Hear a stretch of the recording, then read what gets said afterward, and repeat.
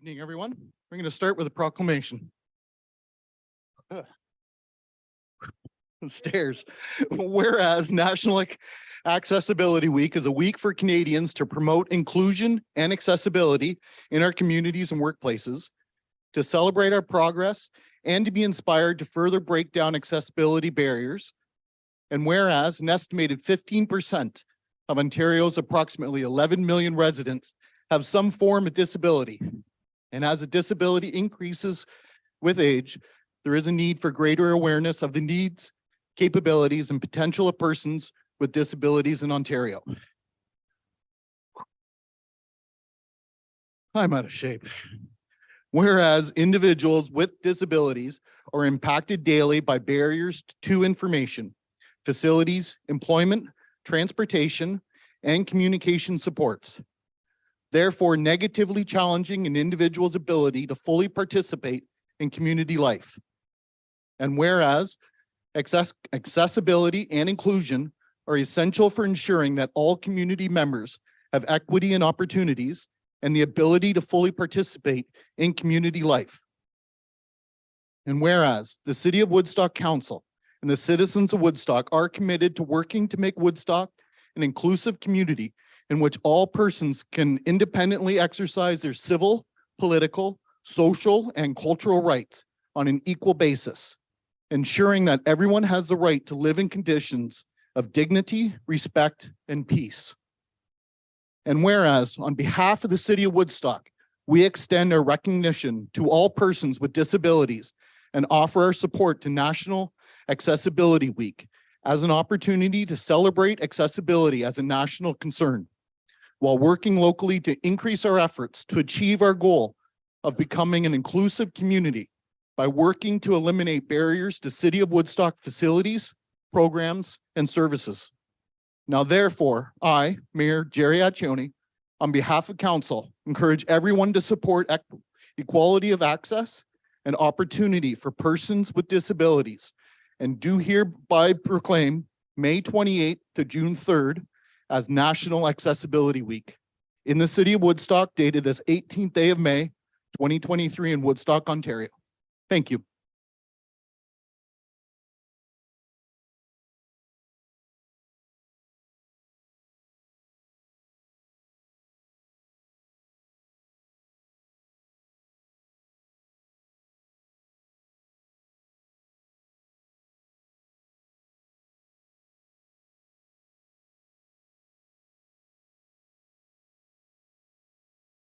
This hybrid meeting is being held in person here in council chambers and electronically in accordance with section 238, subsection 3.3 of the Municipal Act and section 16.6.24 of the City of Woodstock Procedure Bylaw.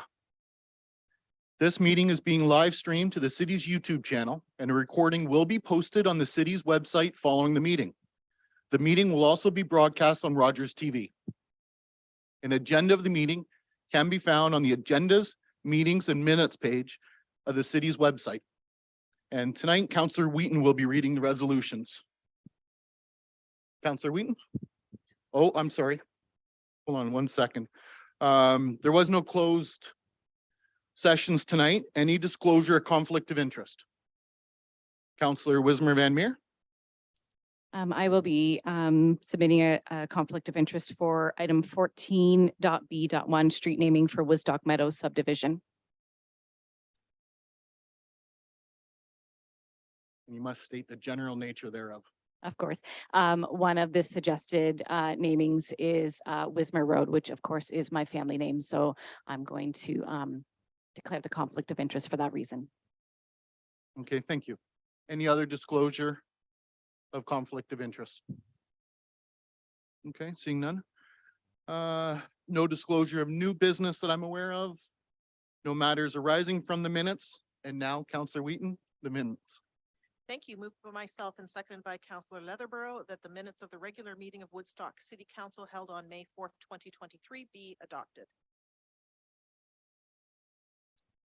Thank you. Any questions or concerns? Seeing none, I'll call the vote. All those in favor? None opposed. Carried. Thank you. Additions to the agenda. Councillor Wheaton. Yes, moved by myself and seconded by Councillor Lauder that the following items be added to the agenda. Correspondence items 10.A, Ganga Toterum, Ambicare for Diversity, Equity and Inclusion event request to place yard signs. Bylaw 9600-23, a bylaw to amend the City of Woodstock's Municipal Code, Chapter 153, Property Standards Officers Appointments. Bylaw 9601-23, a bylaw to amend City of Woodstock Municipal Code, Chapter 134, Officials Appointments. Bylaw 9602-23, a bylaw to amend the City of Woodstock Municipal Code, Chapter 127, Municipal Bylaw Enforcement Officer.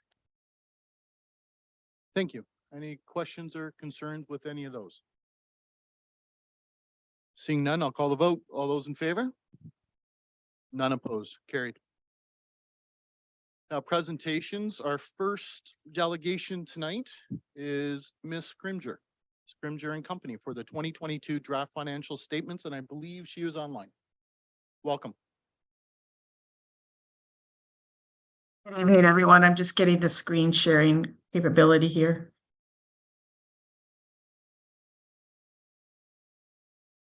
You see that?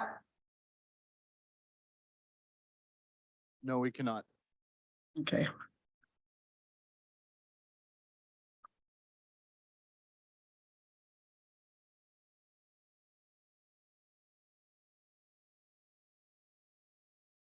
Sorry that I'm getting, when I try to share my screen, they're saying I'm not able to, so I'm just confirming. I think I need permission from you at your end.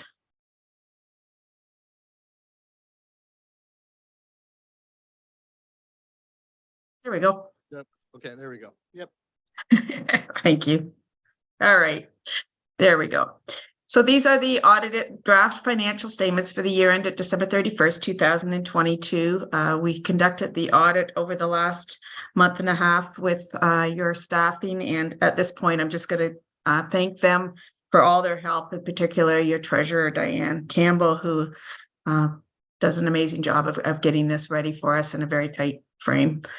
So I will go through page by page. Please don't hesitate to ask me any questions as I do that. The first, I'm going to our independent auditors report. So this is what we call a clean auditor's opinion.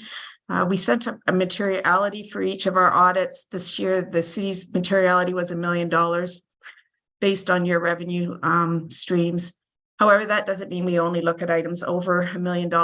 Every transaction that flows through the city, whether it be on the revenue side, payroll, or purchases, is eligible for our statistical sampling within each of those cycles. And we have conducted our audit on those and do not find anything materially incorrect in those processes. They are dated as of today's date under Canadian auditing standards. Those charged with governance, which would be this council, must approve the financial statements. And then at that point, we can finalize them once they are approved. And I know the FIR is going to be submitted once we get this all through. So that will be the next step. I'll go through this at a fairly high level, but if there's any specific questions, I'm willing to answer anything that council might want to know.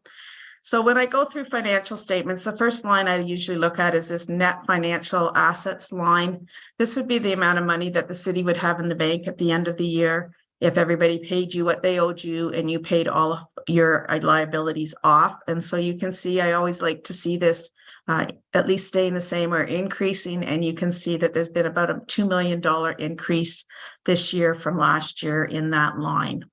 So that's one of my financial indicators that I look at. The next one I look at is under non-financial assets. So this tangible capital assets and capital work in progress. These are the assets that you need to have in place in order to provide the services that you provide. And each year, the city books something called amortization, which is basically the using up of those assets. And so in 2022, the amortization for the year was approximately $10 million. It's not something you budget. When you budget, you're budgeting for the purchase of those assets at the time that they're purchased.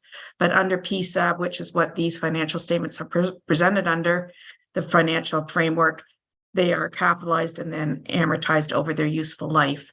And you can see if you add those two lines for 2022 and then compare them to 2021, there is about a $10 million increase there. And that's in excess of the $10 million of amortization that we booked this year. So in fact, you've reinvested in assets of $20 million approximately. And that we want to see you replacing assets at least equal to the amortization, because that's based on historical cost. And you obviously are doing that and doing that in significant fashion. I then also look at the net long-term liabilities up above here, where that's the debt that you've incurred in the year. And you did incur debt this year, but you also paid off debt. And in fact, our overall debt position has decreased by almost $500,000. So all good financial indicators as I'm going through the balance sheet. Coming down an accumulated surplus at the end of the year of 297 million, almost 300 million. And as you can see, the majority of that is reinvested in capital, as I mentioned. And then the remainder we'll get to when we get to a note to the financial statements, but typically is in your reserves and reserve funds. The next statement is your consolidated statement of operations and accumulated surplus, showing the budget for 2022 that was passed by council compared to the actual for 2022 and then the actual for 2021. Under revenues, the budgeted amount was 80 million. Your actual was 86. Couple reasons for that.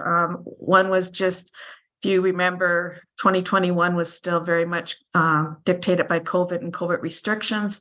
We returned to somewhat of a normal year in 2022, although there were still restrictions at the beginning of 2022. And so we're seeing some increases in things like user charges. The budget was done on a conservative basis. And again, what actually happened was far better because those restrictions were starting to lift. Investment income, as all of you are aware, the interest rates have gone up. And this is investment income not only on your general revenues, but also on what's called your reserve funds, those savings that you have for future use. And then under the other, there are some land sales, so it's always difficult to budget for that in any given year. And there was about $600,000 more land sales than there were in 2021, that were budgeted, sorry. So those are the reasons for the increases there. Under expenditures, so I'll remind council that we do not budget for amortization, as I mentioned on the previous page.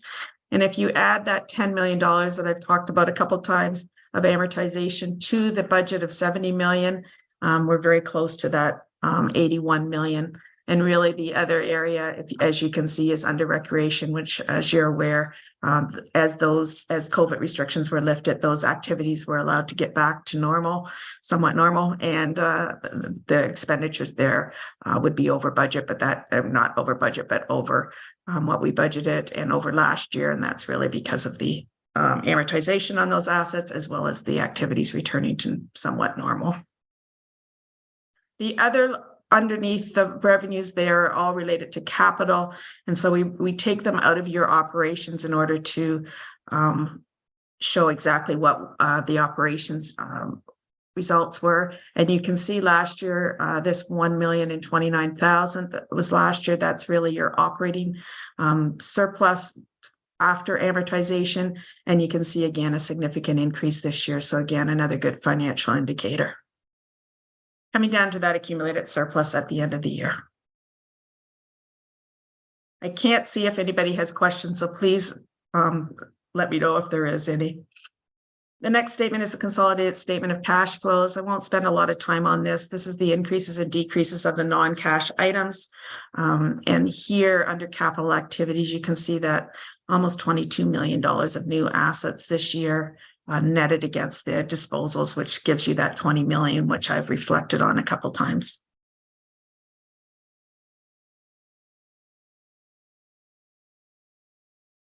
Coming down to the net cash position at the end of the year. Majority of that decrease is due to purchasing some new industrial land this year that we'll see when we get to the reserve fund decrease.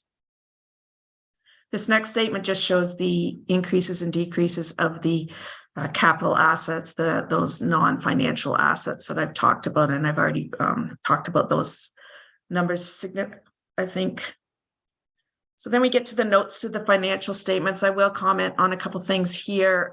You'll notice here consolidation. So these do include the Board of Management, the Public Library Board, and the Police Services Board. Both the Board of Management and Public Library Board prepare separate financial statements, and those have gone to both of those boards and been approved at that level.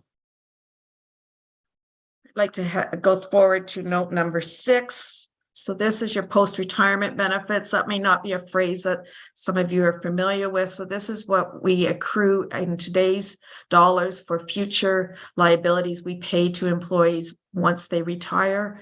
As you can see, it's a significant liability. It's not all due in this next year. It's due over the life of those the working life of those employees. I did make a comment on this note at this last sentence, talking about the fact we did this valuation in 2020. And as we all are aware, the inflation rate and the interest rates have changed significantly since then. And so we will be doing a new valuation this year in 2023. And those numbers could be significantly different based on those new assumptions. Note number 7 just breaks down the deferred revenue. So this is really like your reserve funds, but these are money set aside that are specified by specific legislation or funders. So things like federal gas tax, DCs. And so you can see we maintain those as well. So that's another financial indicator. As you find all this new capital, you want to make sure that you still have reserves in the bank. The next note is your liability, or your long-term liabilities, your debt that gets repaid over the next 5 years and then thereafter. And then this really is the note that most counselors will be most interested in. This is the breakdown of that accumulated surplus that I referred to. And you can see that increase in investment in tangible capital assets. We also had an operating surplus of 2.7 million. And then in addition, we've kept our reserves, about $1 million increase there, but there is a decrease in the reserve funds. And I've talked about that. That was used for industrial land purchases as approved by council. Rest of the notes, I don't have much to say about. There are 2 schedules at the back of the statements. One is the consolidated schedule of tangible capital assets. So this shows all your capital assets broken down by components. And as you can see, the infrastructure, roads, and storm sewers and other networks are your majority of your tangible capital assets, as you would expect. And then the last schedule is the consolidated schedule of segmented information. This breaks down the revenues and expenditures by functions, which is what the FIR, which is filed with the Ministry of Municipal Affairs, follows these same functions. And so this really is a segue between these financial statements and that FIR that gets filed with the province. You also have in your packages the trust fund financial statements. And I don't have a lot to say on this. There wasn't a lot of activity in this other than they earned some revenue. We did have some further donations, but there was very little expenditures during the year. And so I'm just flipping here. So you can see, as I mentioned, donations, interest, and then we spent only $507 out of this. And then the note to the financial statements on these trust funds breaks down the trust funds by the various sources of these. So I remind council that trust funds are different from reserve funds in that they've been specified as to what they can be spent on by a party outside of council, and council is the gatekeeper for those.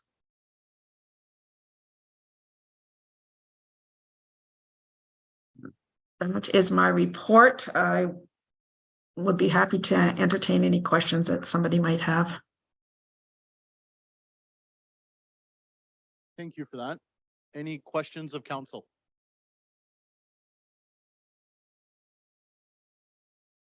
No? Seeing none? You're off the hook. That's a great, might I say, I really enjoy this. I enjoy reading it, and the explanations and everything else are relatively simple when you're really broken down this way. So thank you very much, you and your staff. Thank you. Good night. Good night.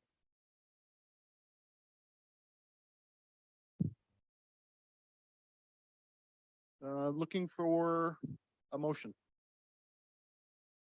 Right. Councillor Lauder?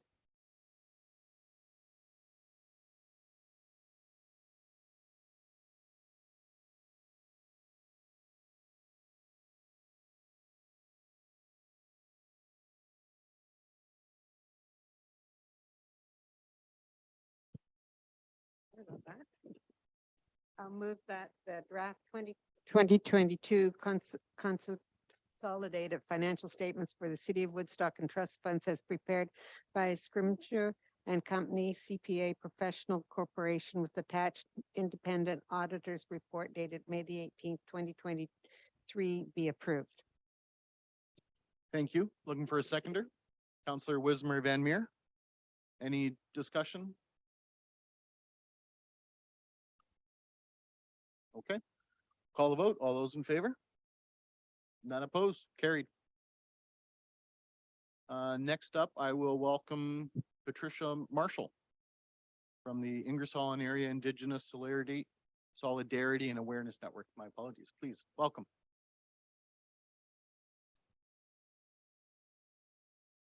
Thank you, Fred. So, Kansai, Saigon, Kwe, Bonjour, Bonjour, hello. These are just a few of the many phrases that we can use to greet one another. Which one I propose to you would be your first inkling to use?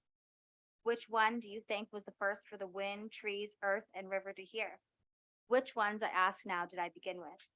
Kansai, Saigon, Kwe, Bonjour. These words I use first as a way to honor the first people of this region, the Anishinaabe and the Haudenosaunee. However, just like there are many words, there are many nations and many ways to honor, reconcile, and move forward. ESON does its best to help the community to be able to do so in meaningful ways. I would like to say miigwech, or thank you to Council for having me here to share with you about Ingersoll and Area's Indigenous Solidarity and Awareness Network, or ESON for short. My name is Patricia Marshall, and I am of mixed Ojibwe, Celtic, and German heritage. I am a resident of Oxford County since 2016, and I've chosen to raise my 4 resilient Indigenous children here with the help of my partner, who is a proud Haudenosaunee descendant of the Mohawk Nation. And I have now called Oxford County his home for his whole life. My professional capacity, however, is that of director of ESON. Oh. Sorry.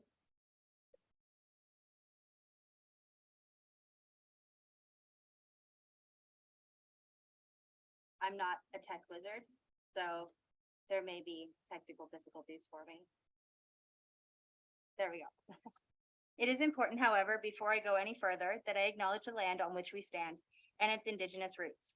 Woodstock, I found, has an official land acknowledgement that reads, "Welcome to the city of Woodstock, situated on the traditional territories of the Indigenous peoples and covered by the Upper Canada Treaties. We would like to acknowledge the history and traditional territory on which the city of Woodstock stands. We also would like to respect the long-standing relationships of the local Indigenous groups, the Haudenosaunee, the Lenape, the Anishinaabe of this land and place in southwestern Ontario. We would like to recognize that Indigenous communities in close proximity to the city of Woodstock, Chippewa of the Thames First Nation, Oneida Nation of the Thames, Munsee Delaware Nation, Mississauga of the New Credit First Nation, and 6 nations of the Grand River, which consists of Mohawk, Cayuga, Seneca, Onondaga, Oneida, and Tuscarora nations. I ask, with this public statement, what has the city of Woodstock done to be active participants on the path towards truth and reconciliation since?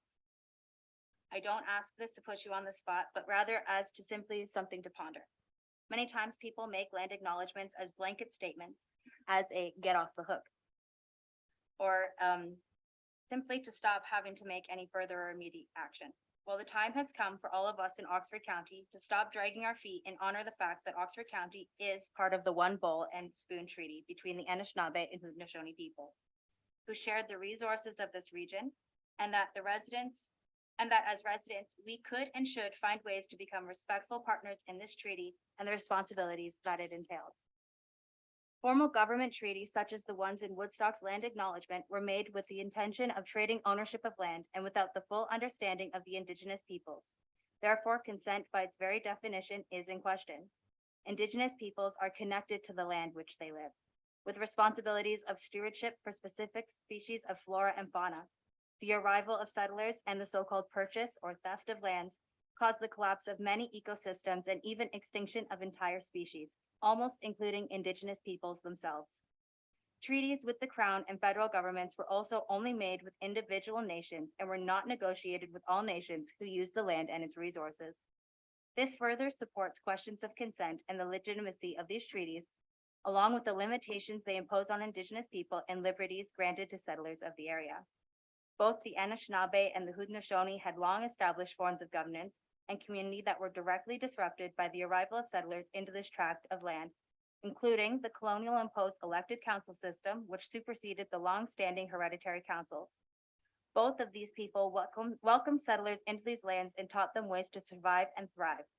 It was in the hopes that our Indigenous ancestors that the new settlers would help to share the land and load of stewardship and become partners in traditional treaties such as the dish with one spoon. An example of this would be the two-row wampum made with the Dutch peoples. This illustrated the desire to coexist peacefully side by side without disrupting the other's way of life. I bring these perspectives and information to the table in order to help with the journey of understanding and regarding the ask put forth by UNDRIP and what the principles it would imply on a local scale. Being that the Pope has just recently repudiated the doctrine of discovery, which was the original grounds and basis for colonial practices, law, religion, and land ownership to be considered the more civilized way of life, and that they would supersede the pre-established Indigenous governing bodies, land stewardship agreements, and spiritual practices, this is a monumental and pivotal time for truth and reconciliation. I recommend referencing page 8 and 9 out of the TRC report regarding the sections on reconciliation and the United Nations Declaration of the Rights of Indigenous People, number 43 to 47. So you're probably asking who or what is ESON? So ESON itself is a collaborative network comprising of Indigenous, mixed heritage, and non-Indigenous allies. We have 4 executive board members, being Brenda Boswell as our treasurer, Giselle Lutfala as our secretary, Lisa Scott as our deputy director, and myself, Patricia Marshall, as director, along with several other community volunteers. We're a grassroots, not-for-profit organization, and we've just opened our first bank account. We meet wherever we can find space. Our meetings during COVID-19 pandemic took place in a park. During 2022, we were able to host some at indoor meetings at the ICAC or the Ingersoll Creative Arts Center. And this year we've been meeting at Ingersoll's downtown Tim Hortons. ESON was formed in the wake of the discovery of the 215 children at a residential school in Kamloops, BC in 2021. Our original intention was to try and help the community with moving forward with being active participants on the journey towards truth and reconciliation. Being that Oxford County is situated between 2 of the oldest and longest operating residential schools in Canada and situated between numerous Indigenous communities, it was felt that actions to be taken were imperative at this time. Why does ESON exist? To date, almost 7,000 previously unmarked graves of children attending residential schools have been recovered. This doesn't include the over 6,000 known children who did not make it home from residential schools. For over 150 years, over 150,000 children were legally taken from their parents and indoctrinated into a system of hate, violence, abuse, and oppression. For 150 years, this was supported by our governments, our policing bodies, and for 150 years, Canadians were both willingly and unknowingly complicit in the perpetuation of these so-called education centers. For years, whistleblowers tried to bring an end to these injustices or at least notify the public, yet little to nothing was ever done. This is a horrific and unchangeable part of history that we must face, honor, and do our best to reconcile. In 2015, the TRC report was released to the public, documenting the accounts of survivors and illustrating calls to action in order to work towards true truth and reconciliation. How many, I ask, have taken the time to actually read this document and digest its information to its full extent? Not many people have or are capable. We knew that thousands of children died at school. If thousands of children were to die today in the Thames Valley District School Board, we all know what would happen. Shamefully, though, when it comes to Indigenous children, it took the rediscovery of hidden children for mainstream society to begin to feel the grief and become to be even remotely accountable for making sure history is not repeated and healing occurs. The effects of residential schools, including the well-being of survivors, families, and honoring those lost and public awareness, is one of the 3 major issues Indigenous people face that ESON has been working to highlight, and is why orange is included in ESON's colors. MMIWG2S+. This is more than an acronym. These letters, number, and symbol represent a plight older than this country that Indigenous people have been forced to face and have largely had ignored by the colonial world. For centuries now, Indigenous women, girls, Two-Spirit people, and men have been stolen from Turtle Island, murdered with impunity, and disappeared without a trace or aid. beginning with stories like Matoka's and with the founding of the so-called New World, or Pocahontas, if you're not sure. And then even still ongoing today with stories like Linda marrying Beardy. This is an issue that cannot and should not be ignored. 60% of all murdered women are Indigenous in North America, with Indigenous women being 12 times the risk of violence and sexual assault, and Indigenous women and girls being 16 times more likely than their Caucasian counterparts to experience these traumas. This does not take into account the fact that 6 out of every 10 incidents of violence against Indigenous people goes unreported due to the fact that simply authorities do not take it seriously. This is supported by a 53% murder solve rate for Indigenous murders versus the 84% solve rate for non-Indigenous murders. Or the fact that the RCMP only formally recognizes 1,000 of the over 4,000 Indigenous deaths on the Highway of Tears that the Native Women's Association of Canada has reported. These stats are tragic. And as an Indigenous woman and mother to Indigenous children, they're terrifying. Can you imagine having to worry about these things daily? This is the reality for Indigenous people here in Oxford County too. In 2019, our Prime Minister declared murdered and missing Indigenous women, girls, and Two-Spirit people genocide. This month, it was once again brought up in the House of Commons and declared a national emergency. What is being done? Where is the red dress alert? When will society begin to address the 231 calls to action brought up in the final report for murdered and missing Indigenous women, girls, and Two-Spirit? ESON recognizes that the social issues associated with murdered and missing Indigenous women, girls, and Two-Spirit people being one of the predominant 3 issues that Canadians have the power to recognize and actively help to solve. That is why red is included in our colors.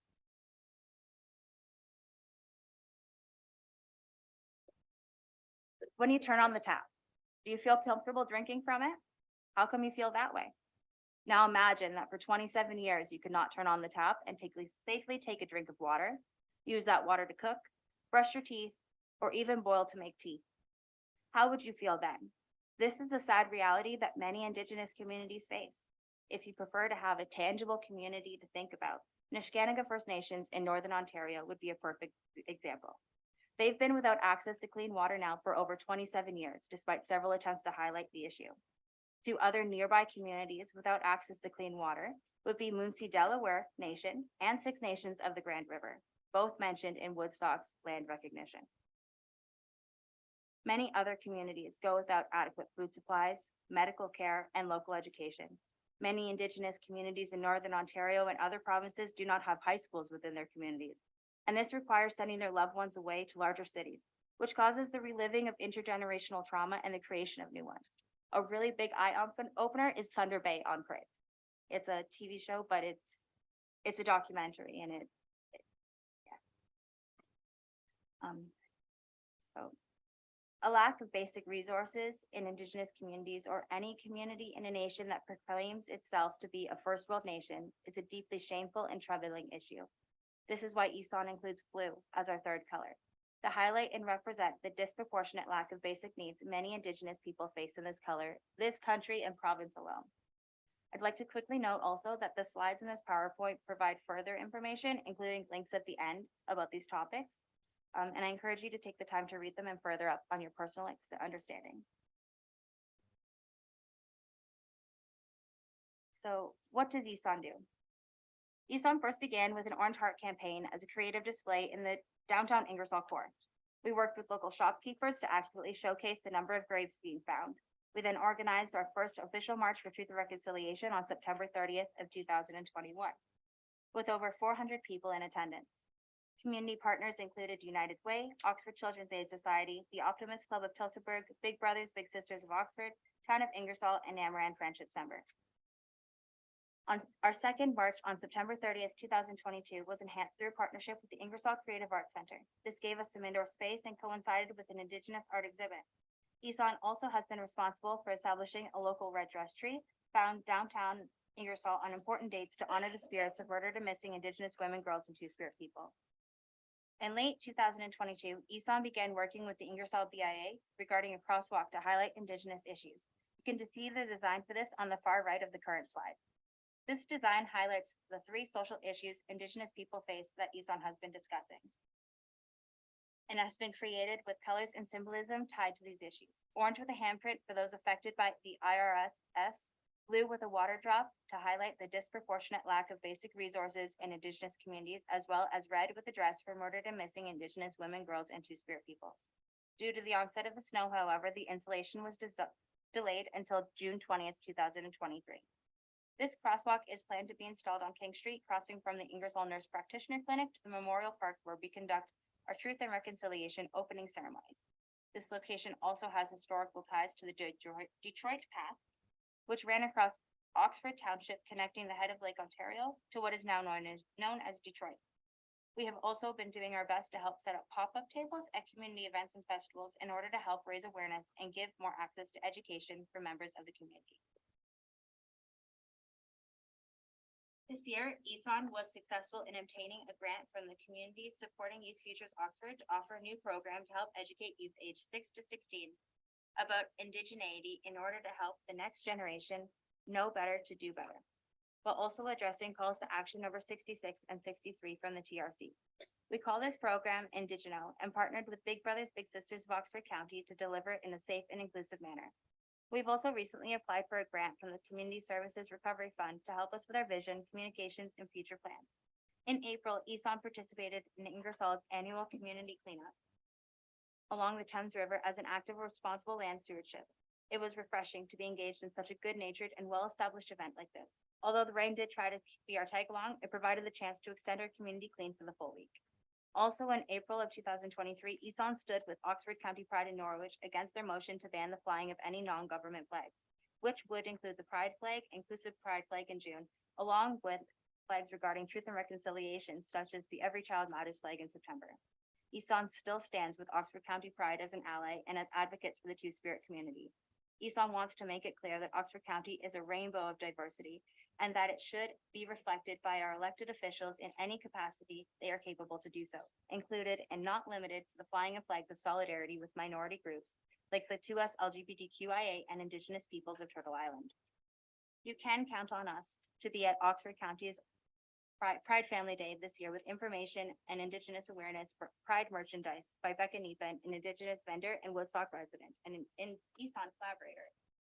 Sorry, one moment. I need to take a breath. I keep stuttering.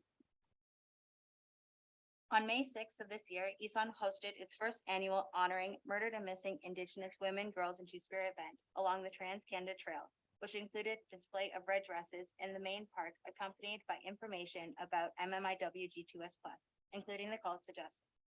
This night concluded with an introspective red dress walk after speeches and spoken word were shared. We also had an Indigenous vendor offering MMIW awareness merchandise to participants who wish to continue to raise awareness past the night of the event. We plan to continue to host this event annually in Tillsonburg and hope it will grow in size and awareness. We, of course, are also in the plans of planning our annual event for the March for Truth and Reconciliation on September 30th, which will include our march, a red dress tree, and Indigenous Studies Professor Cody Grote as a guest speaker. We have an open call out for Indigenous vendors, drummers, artists, and speakers who wish to partake in this year's event. And we also are looking for community sponsors who wish to help make this year's March for Truth and Reconciliation happen. We're also now in the works of collaborating with Stitch Supper Club to highlight some Indigenous food at their June 22nd Stitch Supper Club meal. Being that it is the day after National Indigenous Day, it was a perfect opportunity for community collaboration. ESON's also now exploring the possibility of offering basic adult information sessions as a result of community feedback that would take place throughout Oxford County.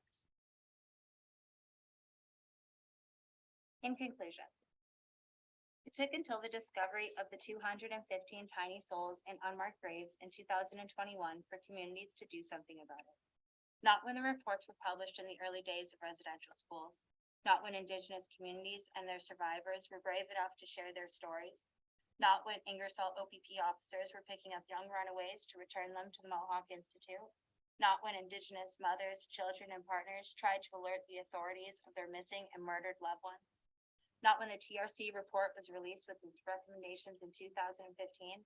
No, it took the shocking recovery of 215 for this community to do anything about these atrocities and to become active participants in truth and reconciliation.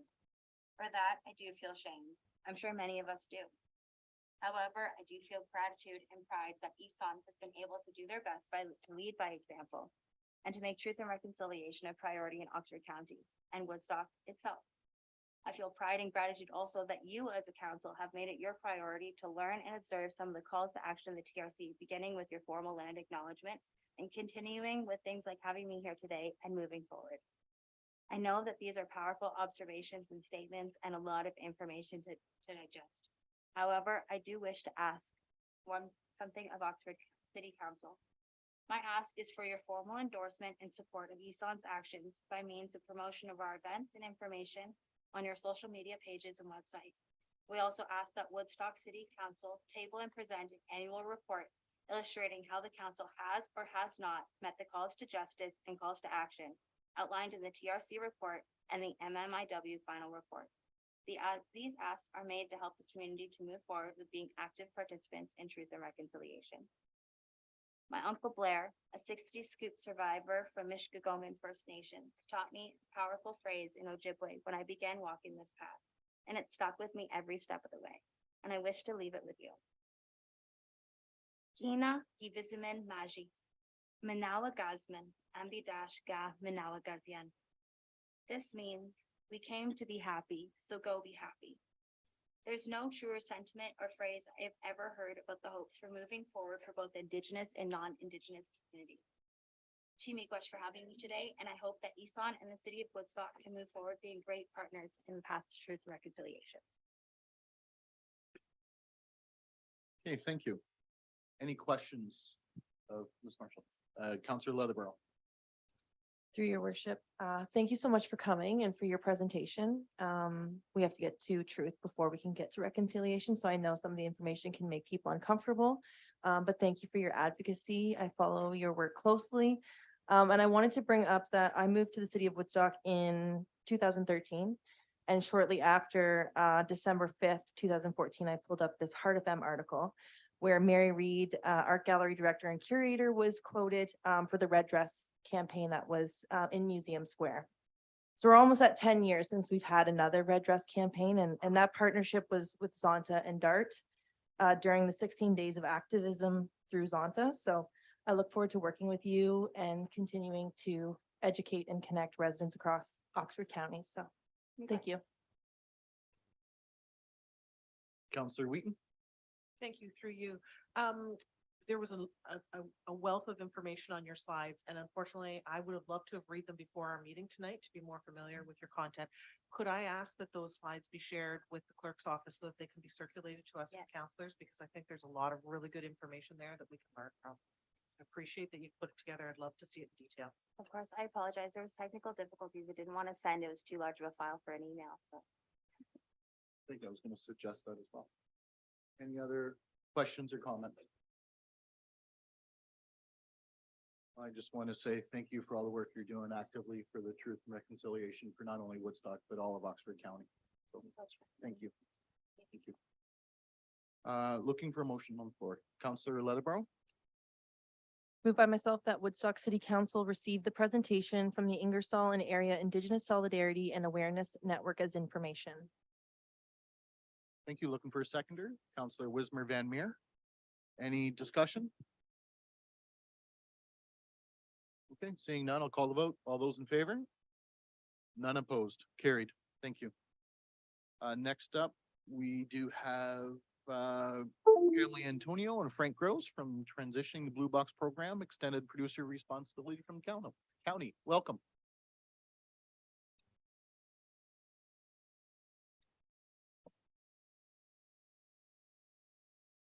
Will we have our presentation available on screen?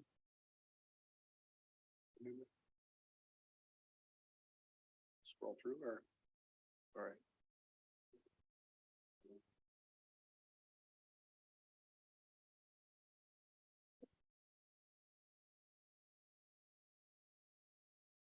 PDF there. This one here? Oh, sorry. There it is. Thank you. Yeah, gotcha. Thank you for having us tonight, Mr. Mayor, council and staff. We're here tonight to provide an update on the new blue box regulation that will be transitioning to full extended producer responsibility. In the interest of time, Pam and I will just speak quickly to some of the key points in our presentation, and we can answer some questions at the end.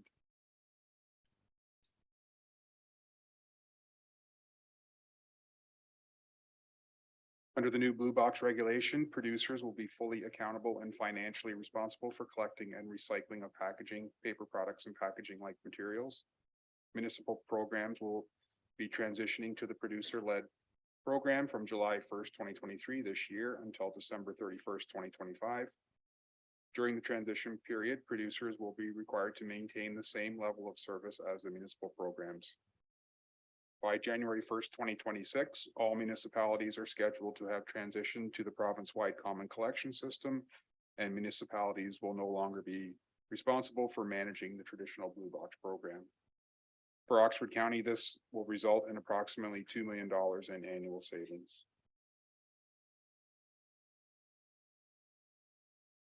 The new blue box program led by the producers is meant to be a residential program, but will also include public spaces, schools, not-for-profit long-term care, and retirement homes. Producers will not be responsible to provide blue box collection services to other IC&I locations and are not obligated to collect from drop-off depots in municipalities that have had existing curbside collection programs. Producers will also be required to report annually and meet various collection and recycling targets, as well as provide promotion and education materials to residents.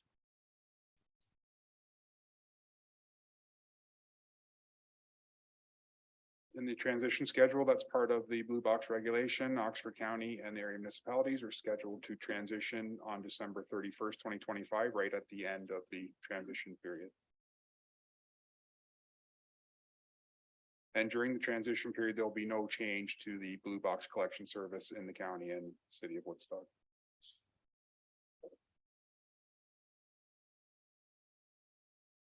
Circular Materials is a producer responsible organization, or a PRO, representing the various producers, and they've been selected to administer the common collection system in Ontario for the new blue box regulation. As the program administrator, they're responsible for procurement of collection contractors and receiving facilities during and after the transition period. Circular Materials has been working to establish collection programs for those municipalities that are transitioning first.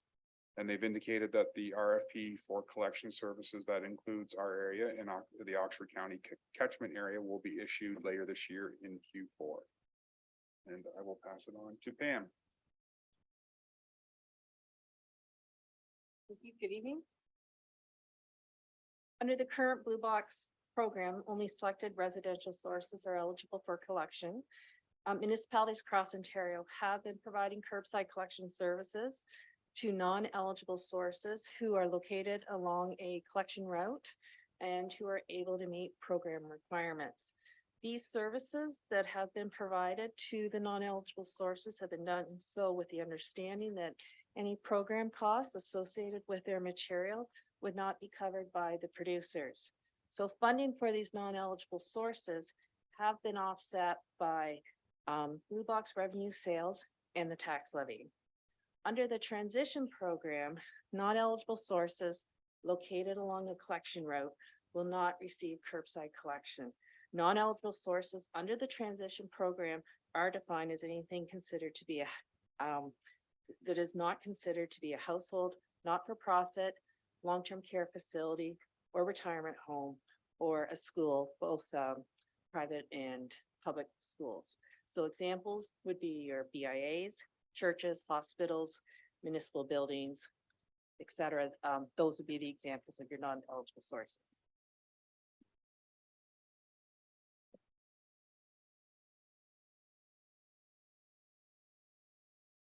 It's unknown exactly how many non-eligible sources participate in the curbside collection program across the county. We know that within the city of Woodstock, through audits that they have conducted, approximately 7% of the material that they collect through their curbside program comes from non-eligible sources. And across the county in total, approximately 450 tons annually of blue box materials comes from non-eligible sources. So the following maps are of our three main urban areas. And these maps depict in blue residential areas and in pink properties that would be identified as a non-eligible source. So anything in pink that's in blue is located along, most likely is located along an existing curbside collection route. And under our current system, they will receive curbside collection, but in 2026, they'll no longer be eligible for that service.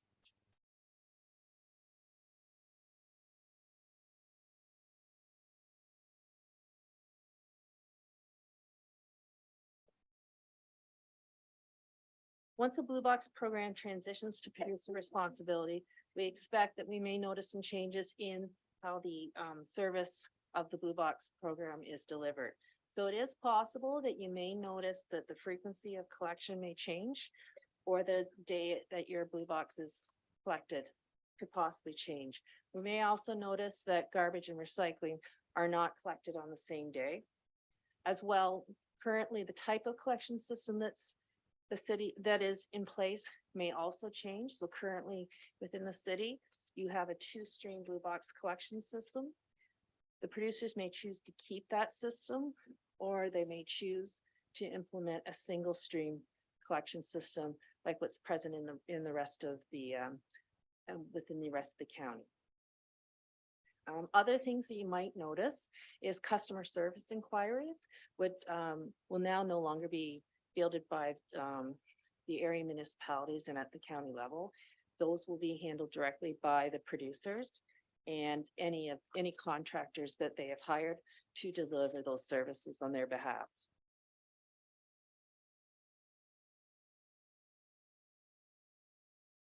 The transition program may also affect how public spaces and convenience depots may be operated. So producers are not obligated to maintain the same public space recycling locations as currently used in municipalities. They will be required to meet a certain requirement as far as the number of recyclable locations, but so it could change from what's currently being used. A convenience depot is defined as a depot that's operating in an area where there's currently curbside collection services. So any depot that's operating in that kind of scenario will no longer receive funding for any Blue Box materials that it handles. So right now, the 2 depots in the county, within the county, both at the Oxford County Waste Management Facility and the Enviro Depot, may very well be affected by this change.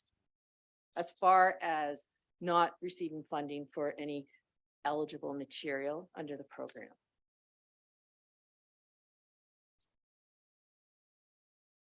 So next steps. We are going around to all the area municipalities to provide them with an update on the transition, the Blue Box to full producer responsibility. We're making sure that we want to make sure that municipalities and the residents are aware of these upcoming changes and possible implications. We want to seek direction from county council on whether or not the county should be partaking in the competitive bid process to deliver future Blue Box collection services. And we'll be sending a report back to council at the end of next month, giving them the outcome of our discussions with the area municipalities through these delegations, and to seek some direction going forward with how they'd like us to proceed.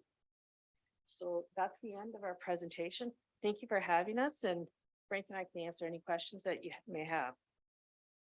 Thank you so much for that, because for those that didn't watch county council, that was about an hour presentation at county that we went over a fair bit, but needless to say, I think there's more questions than answers. But council, any questions for the delegation? Councillor Schanberg? Yeah, from the mayor through to our delegation. I guess my best question, and I'm sure Ms. Antonio would be the best one to answer the question, is I know through Zero Waste Oxford and other programs that have been available out there to try to divert and keep as much recycling material as possible out of the Salford landfill site. What currently, for people viewing, but also for our own information, would you say is the lifespan of the Salford landfill with the current programs that are in place? Through the mayor, currently we are have another approximately 35 years left at the landfill site. Would you not, and I know you're sort of delivering the news as issued from the province of Ontario to say that they want to change the blue box program. Would you not think that 35 years will be reduced significantly if this program is instituted? Maybe you're not allowed to give an editorial statement. Well, so under our current system, we have municipalities were charged with achieving a 60% diversion rate, and we're somewhere around the 40% that we've achieved. Under this new program, they have individual material diversion rates for each material type, ranging anywhere from 75% to 96% based on the type of material. So should the producers be successful in meeting those targets, then the program would be very successful.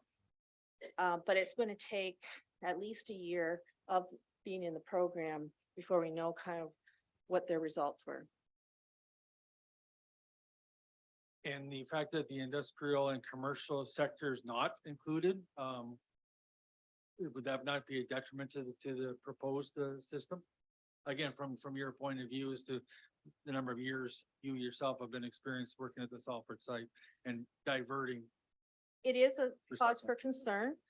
Under the existing program, those non-eligible sources were not allowed to participate in the program anyways, but because municipalities had control over or had the authority over the program, we offered municipalities across Ontario offered that service to any business that could meet the program requirements, and then they took the cost on themselves.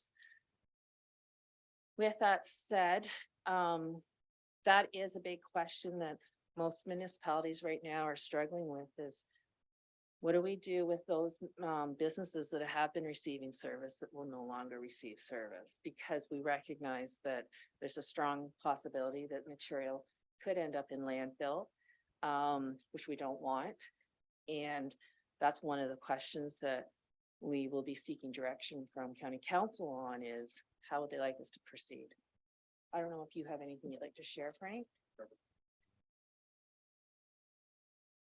If I can just add to that. So one of the very first things mentioned and one of your very first slides was a $2 million savings. Well, it's fair to say that $2 million savings is certainly not going to be realistic if we were to offer people at least minimum same services they're used to every single day, because yeah, this is going to be a disaster in my opinion right off the bat. Councillor Leatherborough. Through your worship to the delegations, this could be a loaded question, but do you have any insight as to how it was decided who would be eligible and who would not be eligible? Again, using the BIAs for an example.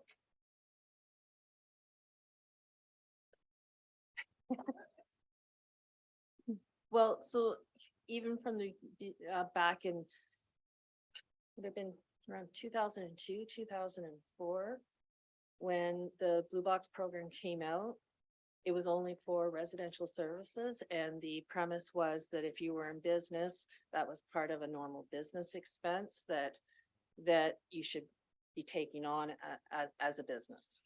That was, I think, the approach that they had adopted back then, and they've carried that through. And that's at least the approach that the province had taken.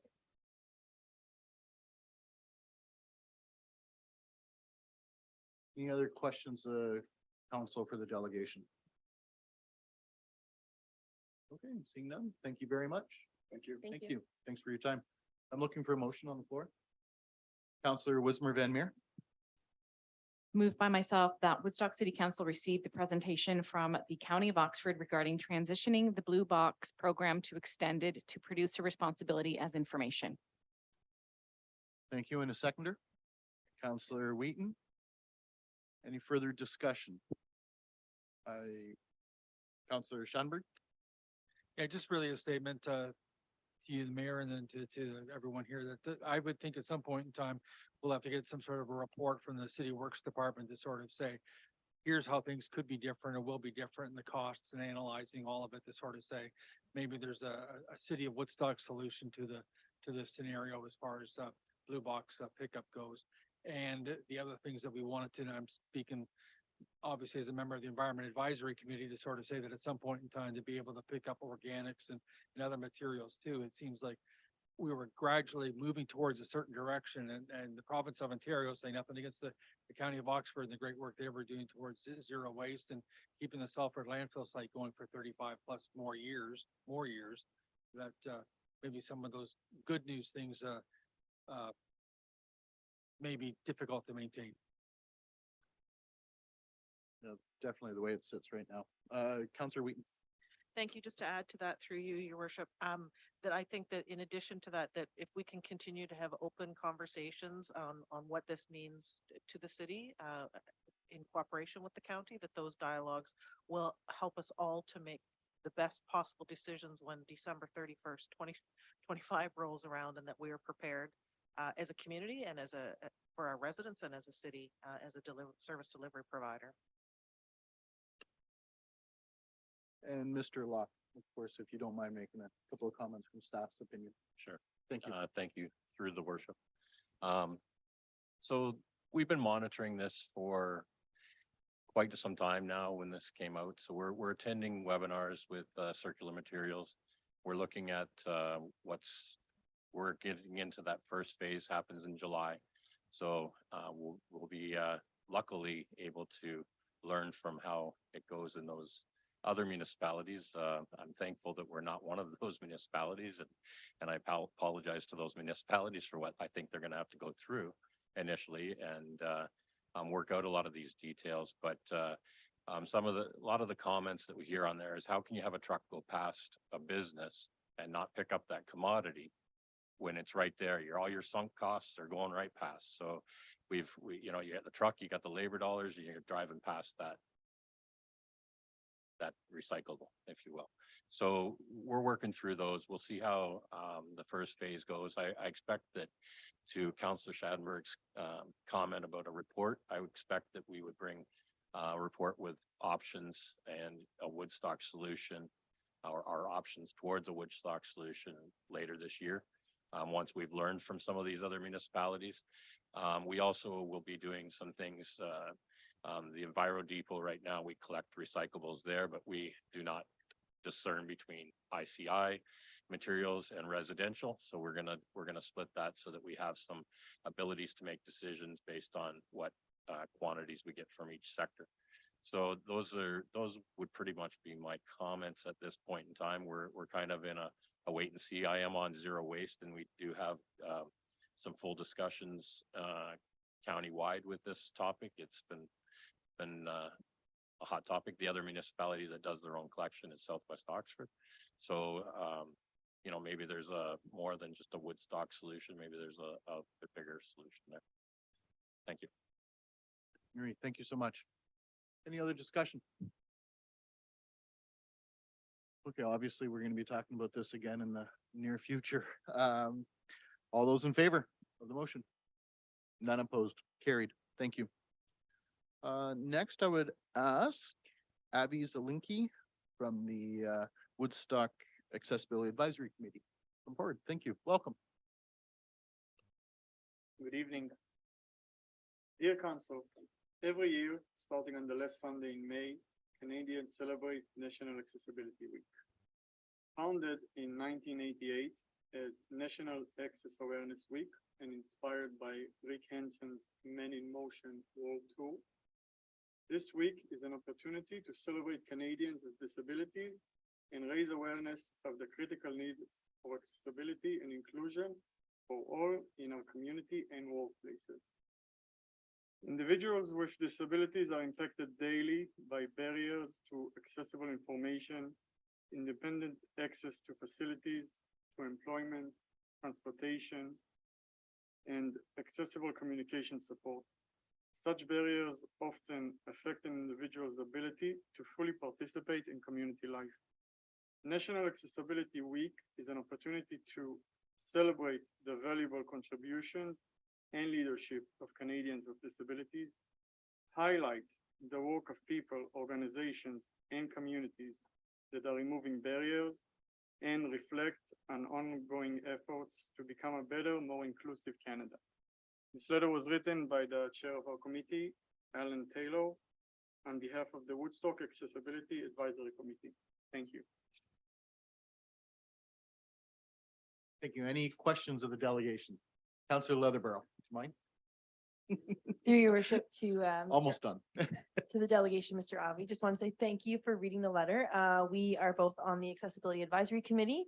And there is a lot of ambition and idea on that committee, so happy to sit alongside you. And thanks for coming forward tonight to read this on Alan's behalf and the committees. Any other questions or comments with council? Thank you so much. I appreciate that. Looking for a motion on the floor. Councillor Leatherborough. Moved by myself that Woodstock City Council received the presentation from the Woodstock Accessibility Advisory Committee regarding National Accessibility Week as information. Thank you. And a seconder, Councillor Lauder. Discussion. We do have a staff member here if you have any questions for what is involved. We won't mention any names, Ms. McKinnon, but all right, seeing none, I guess you're off the hook. With that, I'll call the vote. All those in favor? None opposed. Carried. Thank you. And 8E has withdrawn as a delegation this evening. So 8F would be Evan Whitman, Hugh Handy, Cheryl Schindrick, and Ryan Hicks. Welcome and thank you for being here again tonight.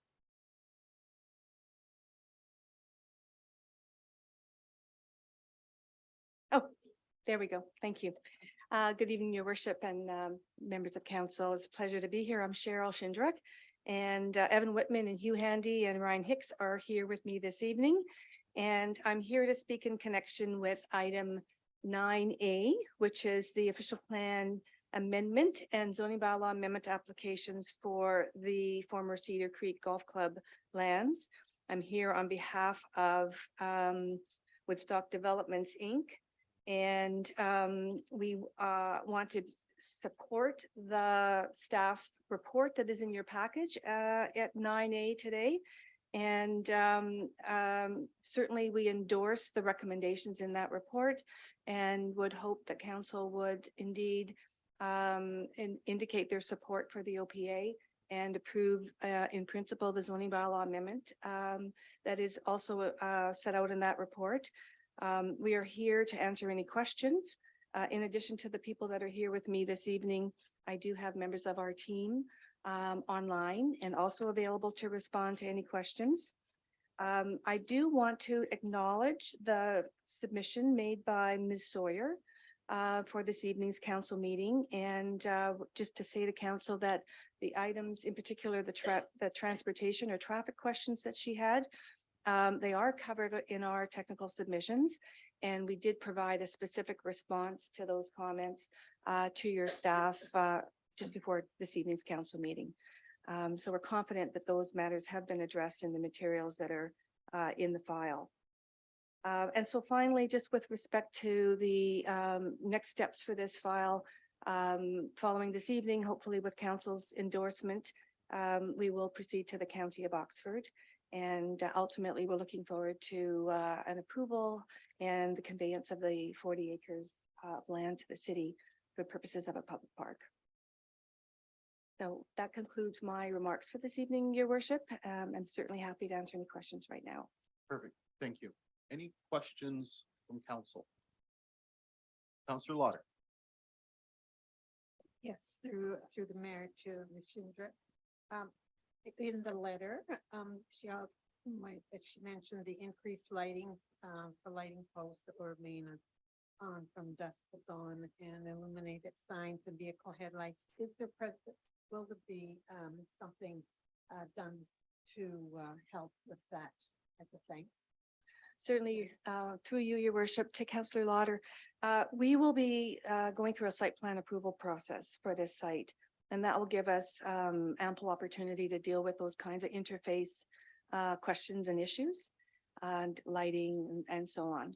So we will be most definitely working closely with your staff on that. Thank you. Any other questions for the delegation? Or any staff or partners that are here tonight?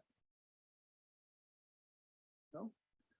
I'd just like to say thank you and thank you all for coming on Monday evening when the public was here. It was always good to see so much support and being willingness to answer all the questions. So, and of course, as City of Woodstock, I'm quite excited at the idea of being able to bring on 40 acres of more parkland for residents to enjoy as the definite plus this arrangement like this. So thank you. We share in that enthusiasm. Yeah. Okay, thank you so much. Thank you. There are no resolution required as this item is dealt with under consideration of planning reports. Item 9A, that brings us to item 9A.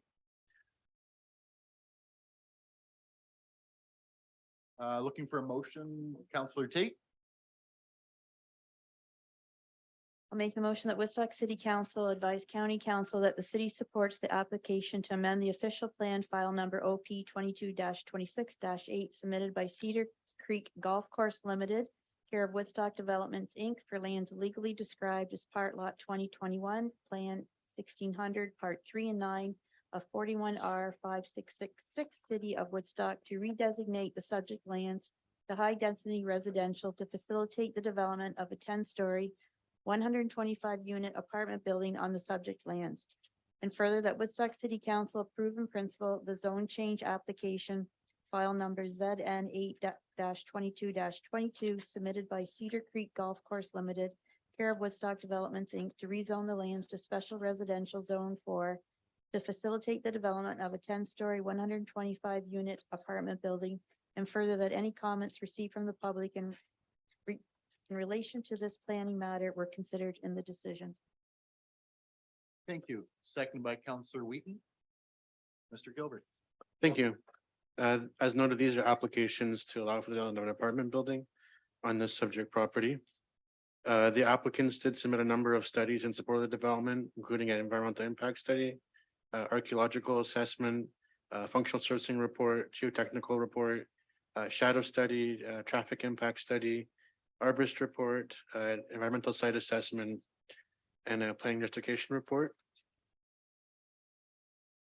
The requested zone change would allow for reduced parking of 166 parking spaces from the required 207 spaces, reduced minimum lot area, reduced front yard depth on Juliana, reduced exterior side yard width on Lampman Place, increasing the maximum building height from 8 stories to 10, and permitting parking in the front yard of the building, as well as the allowing for reduced setback of the parking area from Lampman Place.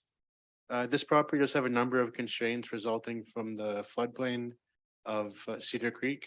The applicant's done extensive work with the Conservation Authority to identify the flood limits and ensure that the building and parking will remain out of those flood limits.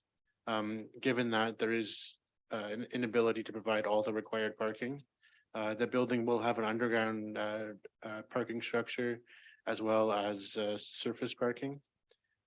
Through the site plan approval process, they'll have to work with the Conservation Authority to refine the design of the building parking area retaining walls, as well as the relocation of the trunk sanitary sewer that currently goes through the site. Overall planning are supportive of the application. It does comply with the official plan policies for new additional high density sites. It's also in compliance with the provincial policy statement policies for additional intensification and respecting natural heritage features. And as such, staff recommend approval of the application. Thank you. Any questions for the planner? Okay. Seeing none, thank you very much. Last opportunity for any questions of any other staff before I call the question. Councillor Leatherborough. Through your worship, just general comments. I had actually reached out to Mr. Gilbert today just because I wanted to have a rough estimate of what the density is currently across Woodstock. Not shovel-ready ground, things like that, because I understand some neighbors and residents are always on the fence with new growth and what that could look like and how that could impact their homes. So don't mind me as I read off my paper, but the 2021 census said 385 dwelling units in an apartment of flat, deemed apartment or flat in a duplex, 2,285 dwelling units in an apartment in a building that has fewer than 5 stories, 1,680 dwelling units in what's deemed an apartment, a building that has 5 or more stories. And that total is 4,350 units. So depending whether you include 5 stories or fewer as high density, it is in the range of 8 to 20%. And I say that because I know we are seeing more intensification, we're approving more high density, affordable units, and attainable housing is always on our minds. And I do encourage these developers and future developers to really consider how that can benefit our community and others. But just for the general public, more density does allow healthy growth and variety of housing. And I just wanted to share those numbers because it really stood out to me, and thank Mr. Gilbert for getting that to me today. Okay, thank you. Any other questions or comments? Councillor Shanberg. Yeah, simply a comment, your worship.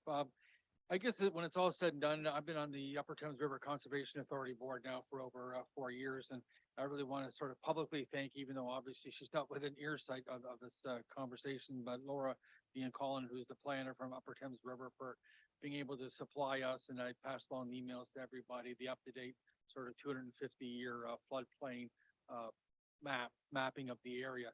And it's one of those things that sort of say, well, the UTRCA can comment on a lot of the projects that might be going on as far as residential, especially in the city of Woodstock, but specifically this one because of the size of the golf course and the fact that almost entirety of the entire golf course was built on a floodplain and will remain as such, and therefore become green space for the city of Woodstock, except for this small portion and another small portion, I guess, on the bottom of Salter Street, which will be coming to us as a planning item at some point. Thank you. Any other questions or comments?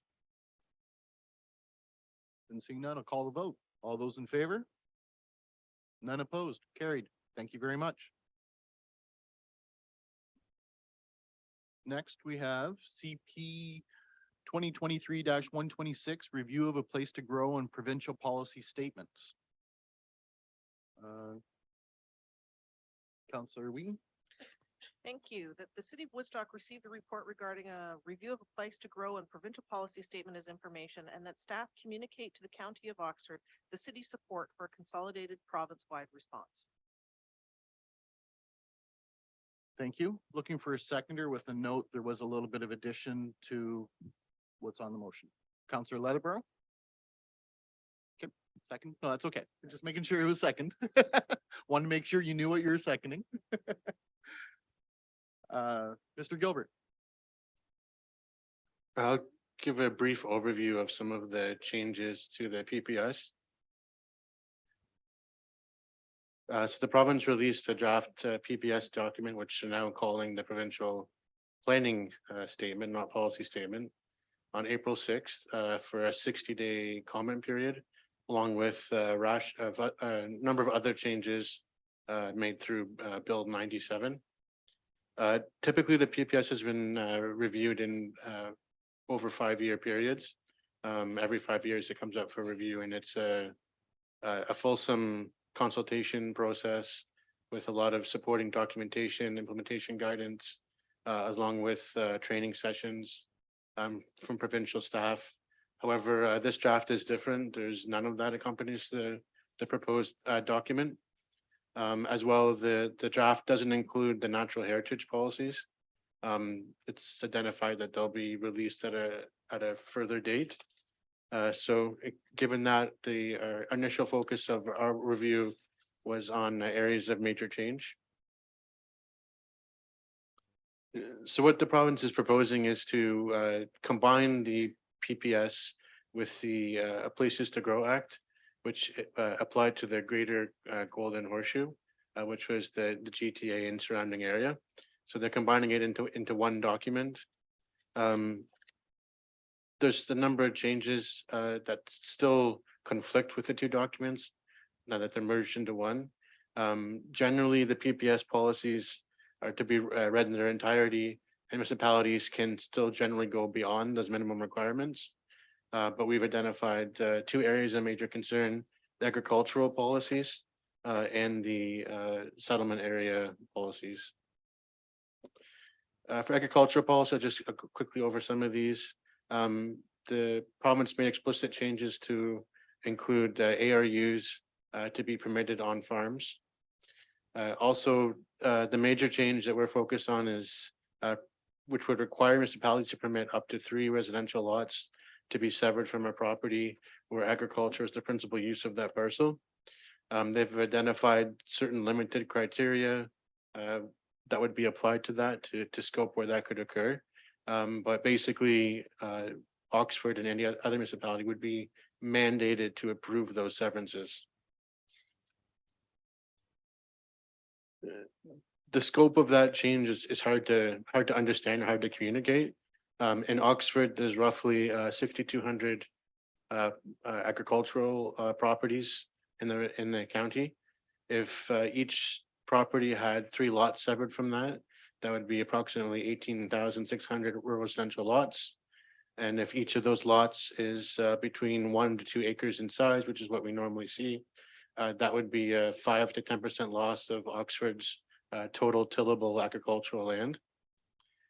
This same amount of land could accommodate anywhere between 185,000 units to 370,000 units if it was to occur in a rural settlement area or a service settlement area such as the city.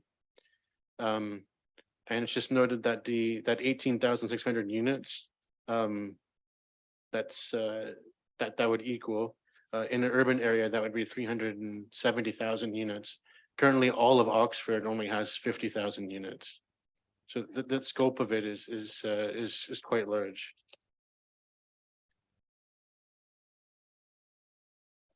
Along with the permanent loss of agricultural land, there's other impacts, would increase conflict with agricultural operations, limit establishment of new and expansion of existing livestock barns, which is an important component of Oxford agricultural economy, as well as an increased demand on rural services. Oxford County Council approved changes to the official plan agricultural policies, I believe it was last March. And through those policies, we identified other options to provide additional housing in the rural area, which wouldn't have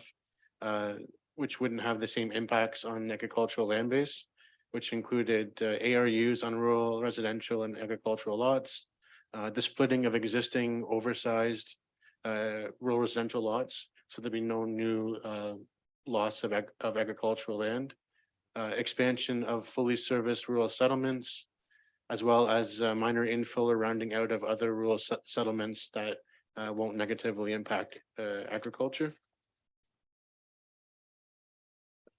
For the growth management and settlement area expansions, the proposed changes would change the requirements for a planning horizon from a maximum of 25 years to a minimum of 25 years.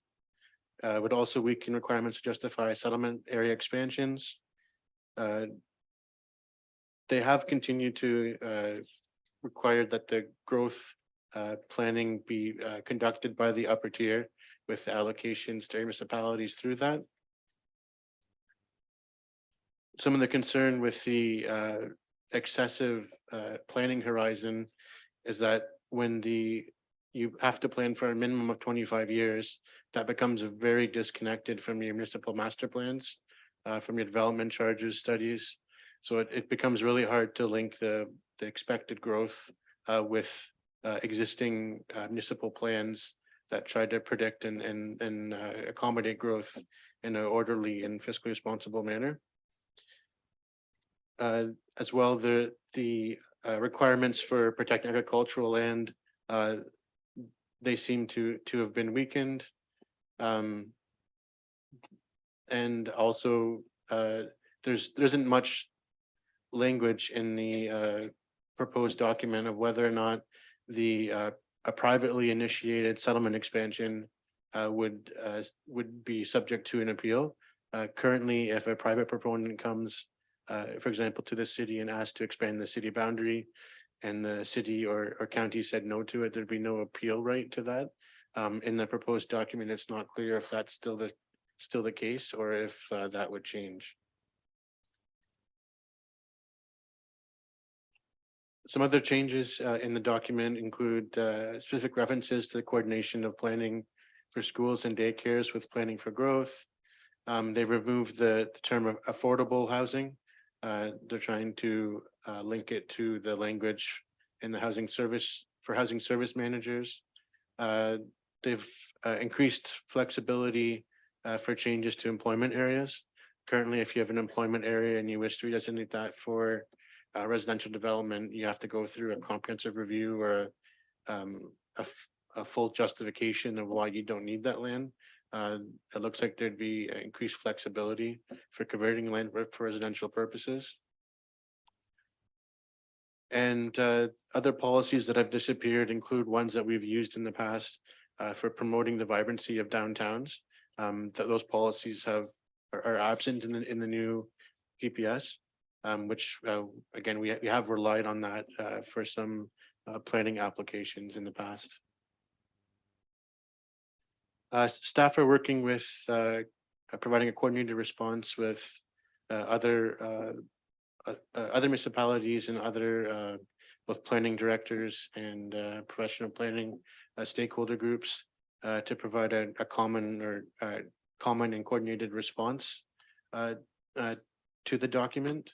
As well, there'll be a further report on the proposed changes in front of County Council next week. And we'll also be providing an updated report once the natural heritage policies have been released for consultation. As I noted, currently it's just a blank section, and it just notes that they'll be released at a further date. That'll happy to answer any questions. Thank you. Any questions of council? No? Councillor Wheaton? Or I have more of a comment if you want to entertain questions first, or Questions and comments is fine. Okay. Thank you. If I may. That's Through correct. you, your worship, Eric, you've indicated that up to 18,600 units could be put into rural townships on prime agricultural land. And you might wonder, what is the urban impact to that? You might think that how does something happening in Embro impact Woodstock? But I think it raises major concerns around education, around groundwater protection, aggregate extraction, highway safety, and traffic. And as I said at City Council, that while there is a tremendous need for housing, that we really shouldn't be developing sporadically on unserviced farmland. That makes a lot more sense. We wouldn't build 18,600 homes right next to VUTEC or Toyota. So why would we build 18,000 units amongst agriculture industry that is a key economic driver to Ontario's economy? I think it makes more sense to utilize density targets and servicing capability and to develop 500 to 800 acres in Woodstock, Tillsonburg, Ingersoll, and Thamesburg, rather than 8,000 acres of prime agricultural land, 18,000 acres of prime agricultural land taking out of production. So as I said in the motion, I think it's our opportunity to use our voice to be a part of a coordinated province-wide municipal response before the June 2nd, 2023 closing date for comments. Thank you. Councillor Schoenberg?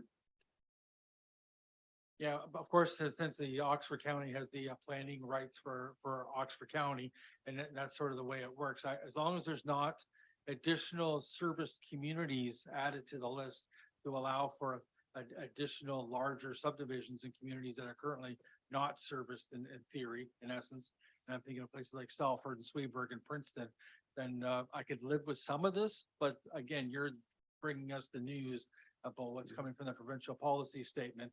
So it's similar to our Blue Box program report that we had earlier in the meeting, where you're sort of the bearer of the news. So, Mhm. thanks. That sums it up well. Yeah, Yeah. recognize we won't shoot the messenger. I do have some serious concerns as mayor, for the future for farming in our area. We've got prime farmland. I know that. I know people don't like when we talk about boundary adjustments and everything else, but here's an example where we can, as urban centers, not just us, but Ingersoll, Tillsonburg, and all other municipal towns can do so much more with far less land loss. There's some major concerns I have, and I really encourage us to work together as communities and neighbors to try to find a solution that is good for Oxford County. Because I do not want to see, just like Councillor Wheaton said, to have that much land wasted for again, single family homes, when I think we've been teaching everyone that we are infilling. We want to do so much more than we ever have before, and we recognize the provincial goals they have. And we're ready and willing to help out with those. But we need to do that in urban centers, in my opinion, than again, out in farms. With that, if there's no other questions or comments, I'll call a vote. All those in favor? Carried, none opposed. Thank you very much. Thank you.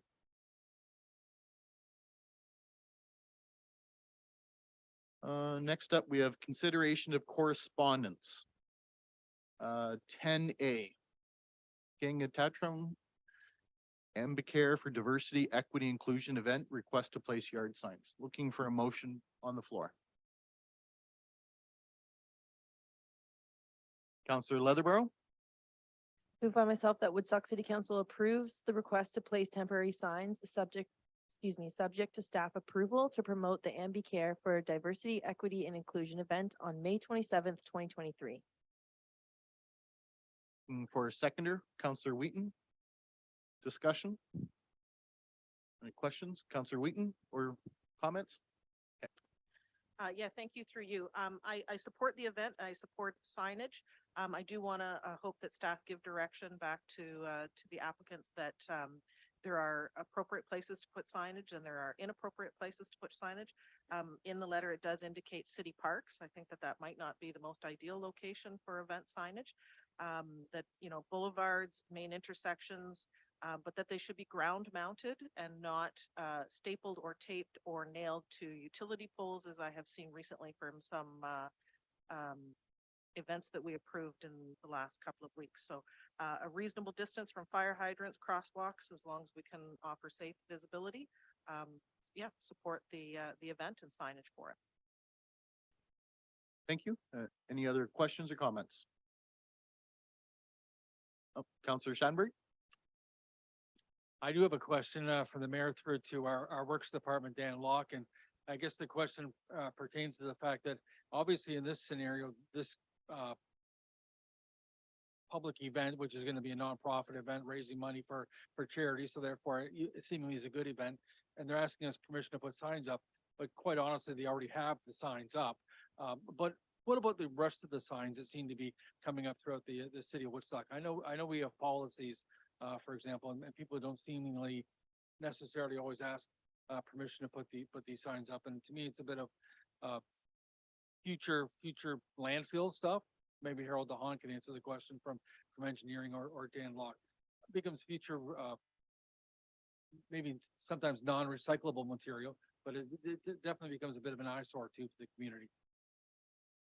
So through your worship, I'll speak to Councillor's question on the work side of things, and then I'll kick it over to Harold on the bylaw side of things. So from my side of things, in any of the properties where these go up and we're cutting grass, it's a hindrance. We have to get out, move them.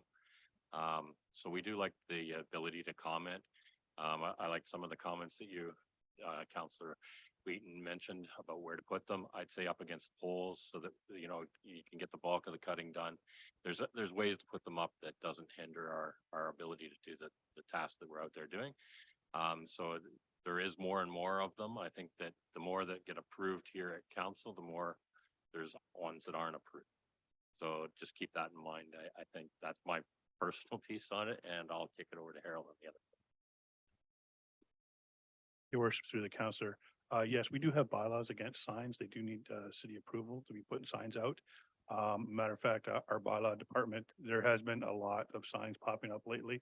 Our bylaw department has actually spent the last couple of days pulling a lot of those signs. We probably pulled some of them for the event that was mentioned this evening. Usually what we'll do is we try to notify them, say, hey, you know, you can't do this, and you come pick your sign up at your signs up at the office. It's really, we try to educate rather than ticket, because it's kind of hard to make the ticket stick.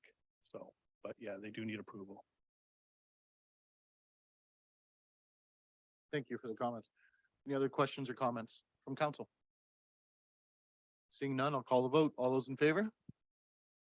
None opposed, carried. So tonight we have no staff presentations or mayor's report, no council reports, but we do have some department reports. First up, 14A1, Statement of Revenue and Expenditures. Councillor Tate. I'll move that Woodstock City, shut up. That Woodstock City Council receive the statement of revenue and expenditure and the statement of capital expenditures for the period ending April 30th, 2023 as information. Seconded by Councillor Schadenberg. Discussion? Seeing none, we'll call the vote. All those in favor? None opposed, carried. Next up, we have 14A2 final tax rates. Councillor Lauder. Seconded by Councillor Schadenberg. Thank you. I'll move that Woodstock City Council approve the final tax rates and that the necessary bylaw be read. Okay, thank you. Any discussion or questions of staff? Okay, seeing none, I'll call the vote. All those in favor?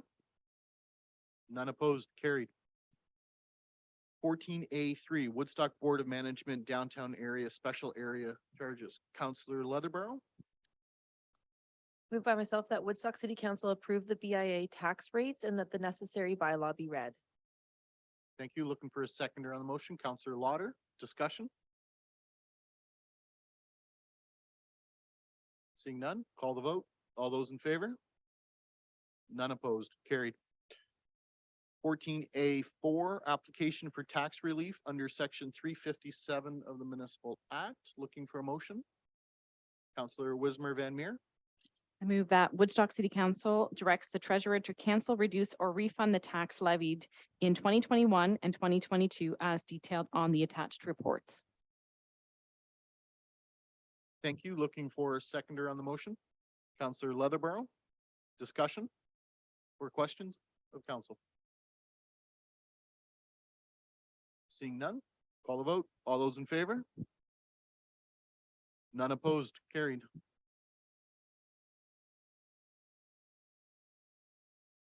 Next up, we have engineering. Now, this is a little exciting. Yep.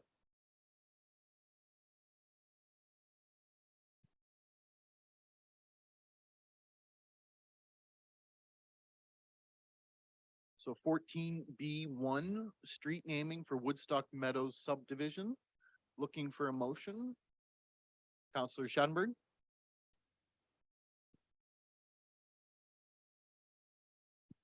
Just have to bear with me because it's going to be a bit of a long list because there's a number of streets to be named in the subdivision, but the Woodstock City Council named the streets in the Woodstock Meadows subdivision as follows. Street A would be Meadows Gate. B, Upper Thames Drive, which is an existing street, continuation of one. Street C, Periwinkle Crescent.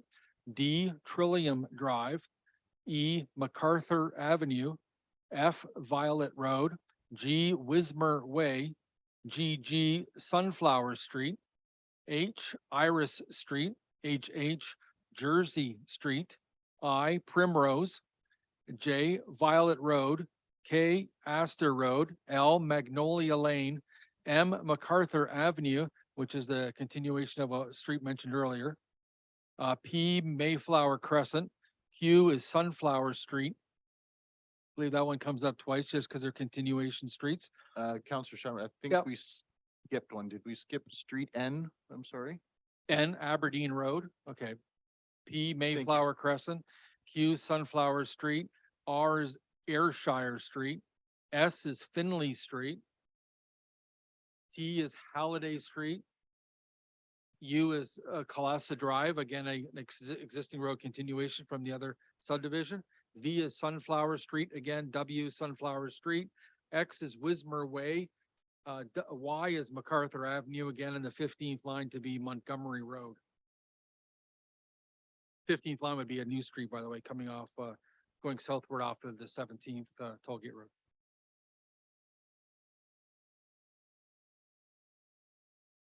Okay, seconded by Counselor Tate.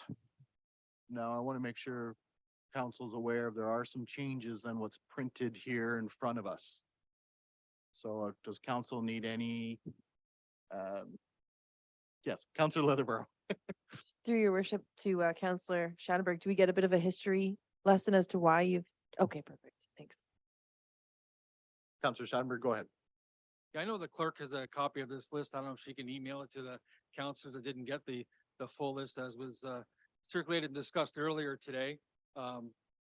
Including, of course, Wismer Way, which Councillor Tate, I'm sure will be able to discuss. But the one street Finley would be named after our former member of parliament, John Finley, who served many terms at up until 2004. He was a liberal, sort of the historic person that way. He passed away in October of 2010. So another reason to name it after him is he has passed away. One being Bruce Halliday, who passed away in 2011. He was in the House of Commons starting in 1974, so he was an MP, a conservative MP. Also a chair of the House of Commons Standing Committee on Human Rights and the State of Disabled Persons is what the committee was called at that point in time that Bruce Halliday was in. Another name would be Betty MacArthur. She passed away at the age of 70 back in 1994. So just to clarify again, that this is the person that's no longer with us. She was a very well-known local artist, had a very well-known and very well-regarded book called Fine Lines Around Woodstock, which was a lot of drawings of historic homes around the city of Woodstock. And some of the other names are come up are both to do with the dairy industry, of course, and wildflowers. And that was all part of sort of a compilation of new street names as possibilities for themes in neighborhoods that was created last term by council of last term, but through a lot of work done by Karen Houston, the museum curator, to be able to do some research and study on some of the names to be included as future street names, whether they be former mayors or former members of parliament, but also maybe some themes too. So Montgomery Road, for example, is named after Lucy Maud Montgomery, the Canadian author of Anne of Green Gables.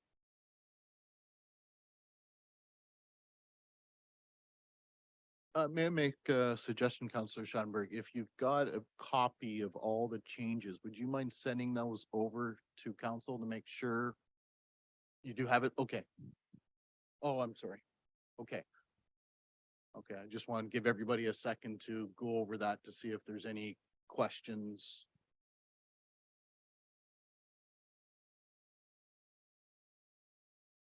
Counselor Tate?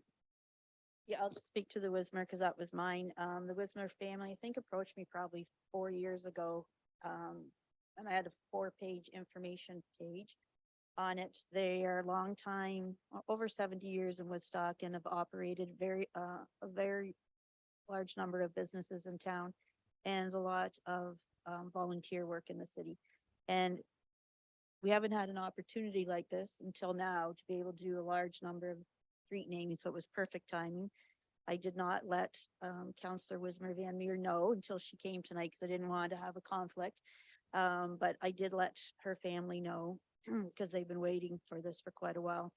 And I think it's important sometimes that we do these naming before the family has passed away. I mean, I'm sure John Finley's family will be thrilled that we've named a street after him, but sometimes it's nice when they're still around that we're doing this. So thank you to Counselor Schadenberg with coming up with the other names. I think the Poole family will be very happy to hear about MacArthur Street, and Bruce Halliday's widow would be very happy to hear too. Counselor Schadenberg. I guess I just wanted to add, in talking to the city engineering office today and Filippo D'Amelio, that he was suggesting that the actual developer really wanted Street A to be Meadows Gate, which would recognize and honor the golf course that had been there as well, so. Counselor Lauder. Thank you. I just want to thank Councillor Schadenberg for going through this today. I think he spent quite a bit of time today looking back on the history and coming up with these changes. We had a few discussions about it late last night, I think it was. And so I just want to thank him for these changes. Okay, thank you. Any other questions or discussion before I call the vote? Seeing none, I'll call the vote with the changes on the floor. All those in favor? None opposed. Thank you. Passed. We have new street names here in the city of Woodstock.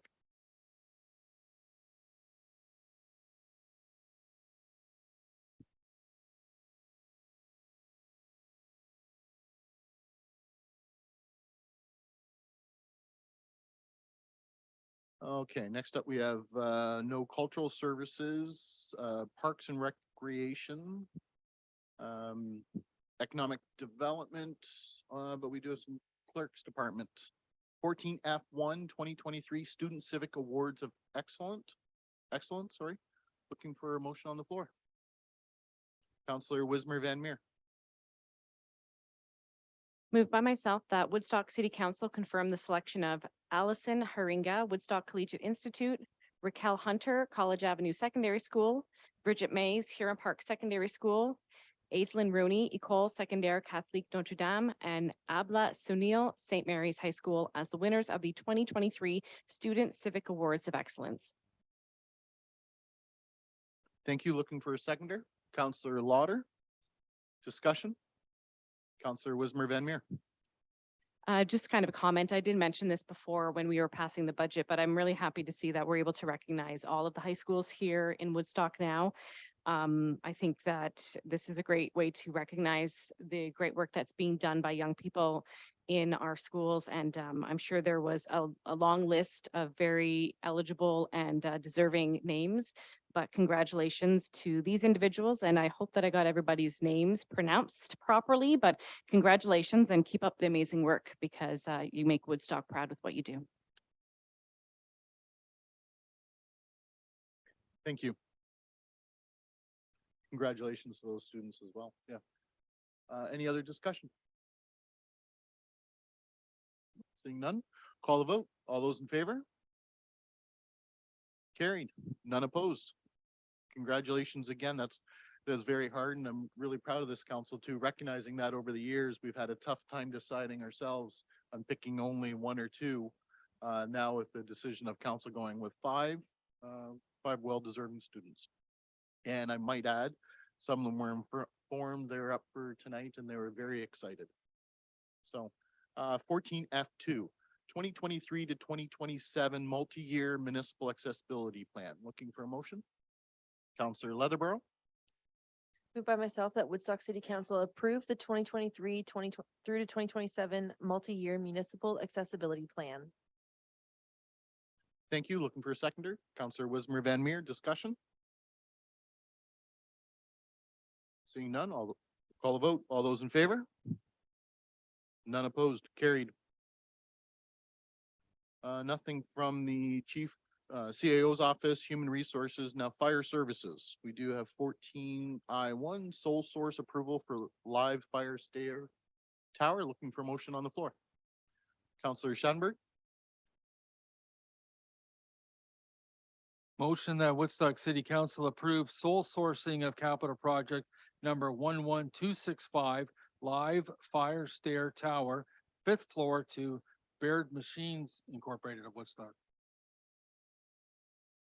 Thank you. Looking for a seconder on the motion. Councillor Tate. I will. Counselor Schattenberg, go ahead. Fire Chief Jeff Slager's in the room, so we can certainly let him to describe how this is going to improve the training center the fire hall currently has. Thank you very much, Your Worship, through to Councillor Schattenberg. Also, I'll respect the fact that council had a long meeting tonight, so I'll keep it short. As we indicated, we came to capital budgets for this year, requesting the extension of the stair tower for us to utilize the third and fourth floor of our live fire facility. As we detail within the background, Baird Machines Inc. here in Woodstock has worked with the supplier of the facility in the past to do any of the work or minor repairs and additions that were needed there. So they're familiar with it. We're very pleased with the work that they had. And that's why we are requesting the approval to go forward with them for the construction and installation of the stairs. Thank you, Chief. Counselor Wheaton.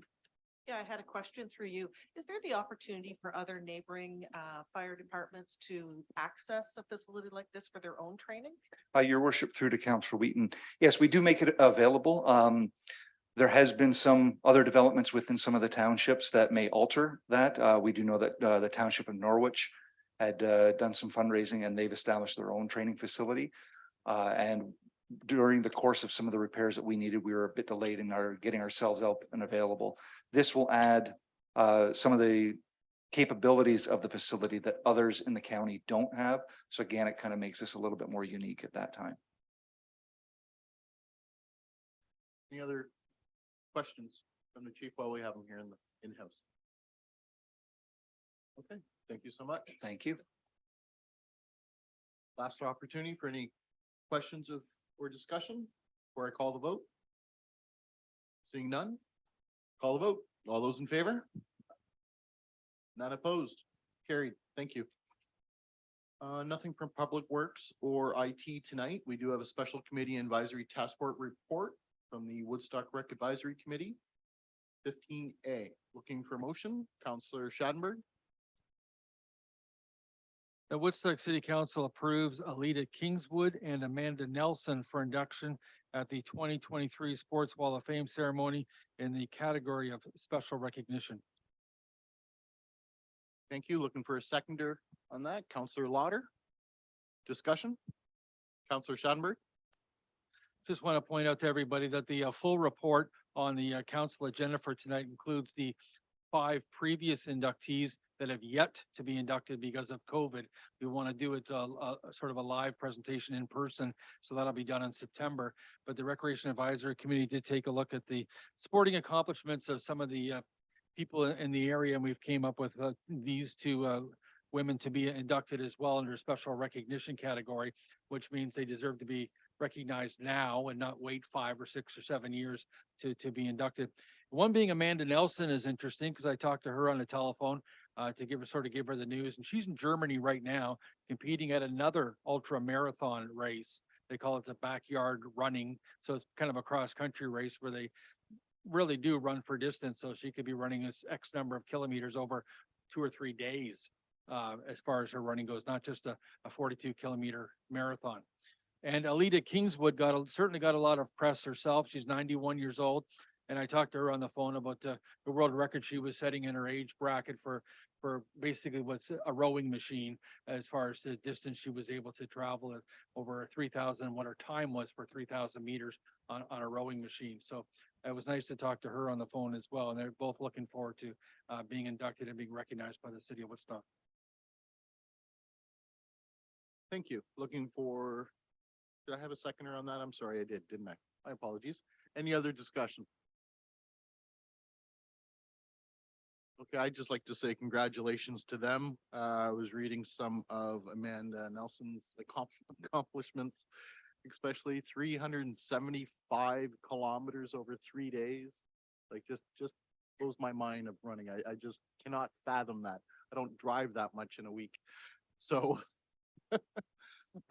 congratulations to both of them, well deserving, and of course all the other recipients that we've been acknowledging this time, and apologize for the wait, but we're excited to get to have the Sports Wall of Fame up and running soon. Looking for a motion, or sorry, looking for vote. All those in favor? None opposed. My apologies. That is carried.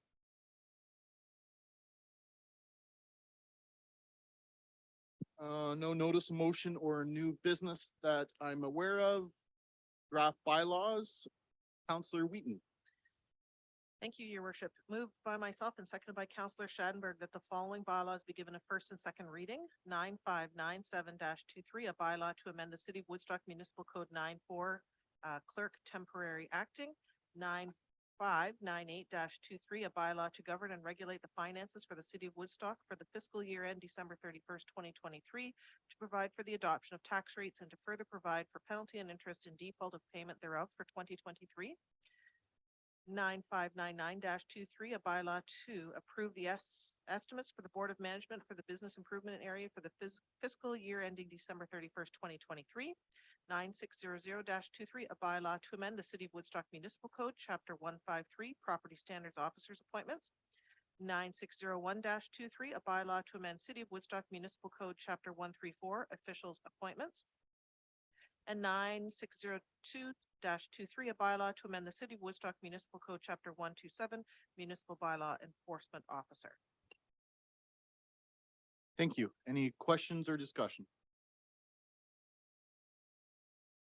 Seeing none, I'll call a vote. All those in favor? None opposed. Carried. Counselor Wheaton. Moved by myself and seconded by Councillor Wisber Van Meer that the following bylaws be given a third and final reading. 9597-23 through to 9602-23. Inclusive. Thank you. Okay. Any other questions or comments? I'll call the vote. All those in favor?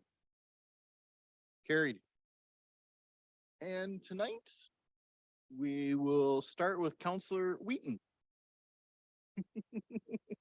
Since you haven't talked enough yet. Yeah, right. Well, I'm glad that you started with me because I really didn't have a long list of items prepared and figured if I was last, they'd all be taken, which I feel your pain.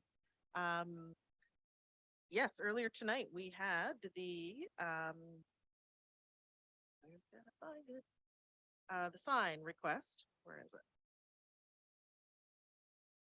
Where did I put it? It is coming up on, where did I put it? Thank you. The AmbiCare for Diversity, Equity and Inclusion event on May 27th, which is coming up next weekend, I believe. So I always appreciate when organizations can get out and support equity, diversity, and inclusion. This will be a first time for me attending an event like this, and I'm very much looking forward to being a part of it. So encourage others to come out, a community barbecue, fundraiser for local charity, and the opportunity to support equity, diversity, and inclusion. Thank you. Counselor Leatherborough. Okay, I have two pieces. So one, Monday, June 19th, I will say this again at the next council meeting, but there will be a screening of The Smallest Steps documentary, which is a Canadian film. The director, Nicole, is coming to Woodstock. Early Bird Coffee, which is my business, Zonta, Dart, Real Treats have put this event on. So you can get tickets through the Dart website. For students, it is free. For everyone else, it is $10 admission. But The Smallest Steps documentary is a story of how women find their voice, both as individuals and as a collective movement, through an intergenerational glimpse of the courage and stamina required to be an anti-violent activist. This story teaches us that even the smallest steps to do what is right can lead to big change. So please join us. And the second is my family's with the Ingersoll Nurse Practitioner-led Clinic. They are accepting applications starting May 1st through to May 31st. You can find their application online. You may mail it in or drop off your application to the white locked drop box outside of the clinic door. My family and I applied the first time a couple of years ago and we were denied because our family doctor was in Guelph. So they do prioritize people that do not have a doctor. However, if you can get in and write one great application, they have amazing, exceptional care. So, and have a great long weekend. Thank you. Counselor Lauder. Thank you. I have an announcement from the Art Gallery. Looking for something to spark the interest of those young artists in your family this summer? The Woodstock Art Gallery is offering a whole suite of creative workshops for children age 4 to 12, arts education professionals will guide young makers through innovative projects and lessons that will cultivate creativity, self-expression, and collaboration. Spaces are limited, so please register early. All details can be found on the Woodstock Art Gallery's website. So lots of things there for children. And I'm looking forward to the parade on Monday, and I'm going to be in the yellow Mustang. And I said, if I ever wanted a convertible, that's what I wanted. So that's what I'm going to get to ride in. Thank you. Counselor Shanberg. Yeah, first of all, I want to talk about Christmas. I'm being serious. The tour of homes from the museum that's recognizing their 75th birthday this year, the Woodstock Museum. Curator Karen Houston is organizing with the Museum Advisory Committee and the Oxford Historical Society a tour of homes that's being planned for November 25th. So it won't be a Christmas tour of homes until obviously closer to Christmas. But what we're looking for at this point in time is any houses that might be interested in participating in the event. And if they want to, they'd like, say, decorating the house early on for Christmas and they really love the season, to be able to contact Karen Houston at the museum to do so. Coming up on June the 11th is the Woodstock Triathlon Club's Kids Do. So it's not a triathlon, it's two sports. It's running and cycling. For example, the 12 to 13 age group will run 2 kilometers, bicycle for 7 kilometers, and then run for 2 more kilometers in the event. So there'll be kids as young as 3 years old, though, competing at the Southside Park that day. Woodstock Triathlon Club.ca is their website. And one more thing I want to mention, just a reminder, the deadline is tomorrow, May 19th, to participate in the strategic planning priorities. Let's Talk Woodstock.ca is the website, Let's Talk Woodstock.ca. And it's a survey on city facilities, so ranging everything from sports and recreation to cultural facilities in the city of Woodstock as we continue to update our strategic planning priorities. Thank you. Counselor Wismer Van Meer. Counselor Schadenberg did steal one of mine for the Let's Talk Woodstock. So tomorrow is the one for the facilities, where May 22nd is the one about the strategic realignment. So you do have a couple more days to get that survey in from the Let's Talk Woodstock. And I would be disappointing, Counselor Schadenberg, if I didn't mention that Theater Woodstock does have another production on the deck. Starting next Friday, they will have the stages presentation. So this is the second stages. These are all the young people. So they are grade 7 through to grade 12. And they're going to be doing You're in Town. I know it sounds interesting, and it is a very interesting production. They have a live band that accompanies them as well. They put a lot of work into this production. So if you have an opportunity, it does run for a couple of weeks starting next Friday with a matinee on that Sunday as well. And also, I can't go without mentioning that K2K Productions just wrapped up Newsies Junior. I had a chance to go see that last weekend, and it was a phenomenal production. They have them at Movement Church, and the set design absolutely blew me away. I couldn't believe what they had put together for that production. So kudos to every single person that was involved in that, because to see something like that, a production of that level with that kind of set design in Woodstock was really impressive. So congratulations to all of them, and especially the young folks that do participate in that. It's always great to see, and have a wonderful long weekend. My plan is to be in the parade on electric scooters. So if I fall down, please don't laugh too hard. I will be wearing my helmet. Thank you. Counselor Tate. Yeah, just a couple issues. The first one, this is for the mayor, since the Leafs are now out of the playoffs. The Vegas Knights has the largest number of Canadians on the team. And I'm not sure if you know, but Kevin Bruder's daughter lives with one of them. So there's a Woodstock connection, so you can cheer for the Vegas Knights. And on a more, Appreciate that. Thank you. I did not know that. Yes. Even though I know the Bruder family. yeah. So on a more serious note, we thought we had this all done and put away with last year at county, and we do not. So just for everybody's information, the county is trying to take our water again. Ours in Tilsonburg, it's been a terrible battle. I'd like to thank the mayor. He did a fantastic job at county council between our mayor and Councillor Gilvasi and myself. We fought for it. One of the reasons I do believe that the mayor ran was the issue of the water, and it was the reason it was such a big issue is the $30 million that our ratepayers have paid into reserves that they want to take. And then of course, all our jobs of our workers. So the mayor was quite involved in it the last time, even though you weren't on county council, Councillor Lauder was. And I also want to thank Councillor Lauder and Councillor Schallenberg to come to the meeting the other day, but I think everybody needs to be aware what's going on. The public needs to be aware again. We need to fight for this because as far as I'm concerned, the council at the county didn't know what they were voting on. They had no information. They didn't have all the reports that we were privy to last time. They were just going to go ahead and vote and give our water away and all our jobs. So I just want to make sure that everybody you talk to, please let them know what's going on, and we need to fight for this. We need to fight for our workers, our staff. They have been through a lot and we thought we had it done, but they surprised us. So I just want to thank the mayor. He was fantastic at that job, at the meeting, and it's been tough. And have a nice long weekend. Thank you for that. Yes, the water agreement, I'm excited for hopefully to come into place. We finally do have an agreement, and I would like to say thank you to county council in general, everyone for agreeing to allow that to happen before a final vote comes on this. I think it's paramount that the town of Tillsonburg and the city of Woodstock and Oxford County have some kind of agreement in place with that makes sense for not only our staff, but for the residents, most importantly, because as it sits, I'm not sure that is the primary concern here. So we will continue. So thank you, Councillor Tate, for those comments. And it is a big reason why I ran for mayor, because of that, actually. Before I go on to mention a couple of things, I've been asked a fair bit about Lions Pool, and I can't let him sit here without asking if Mr. Jolicoeur, the supervisor of aquatics and rec programs, would kindly give us an update on Lions Pool, because every year we go through this. Thank you, Your Worship.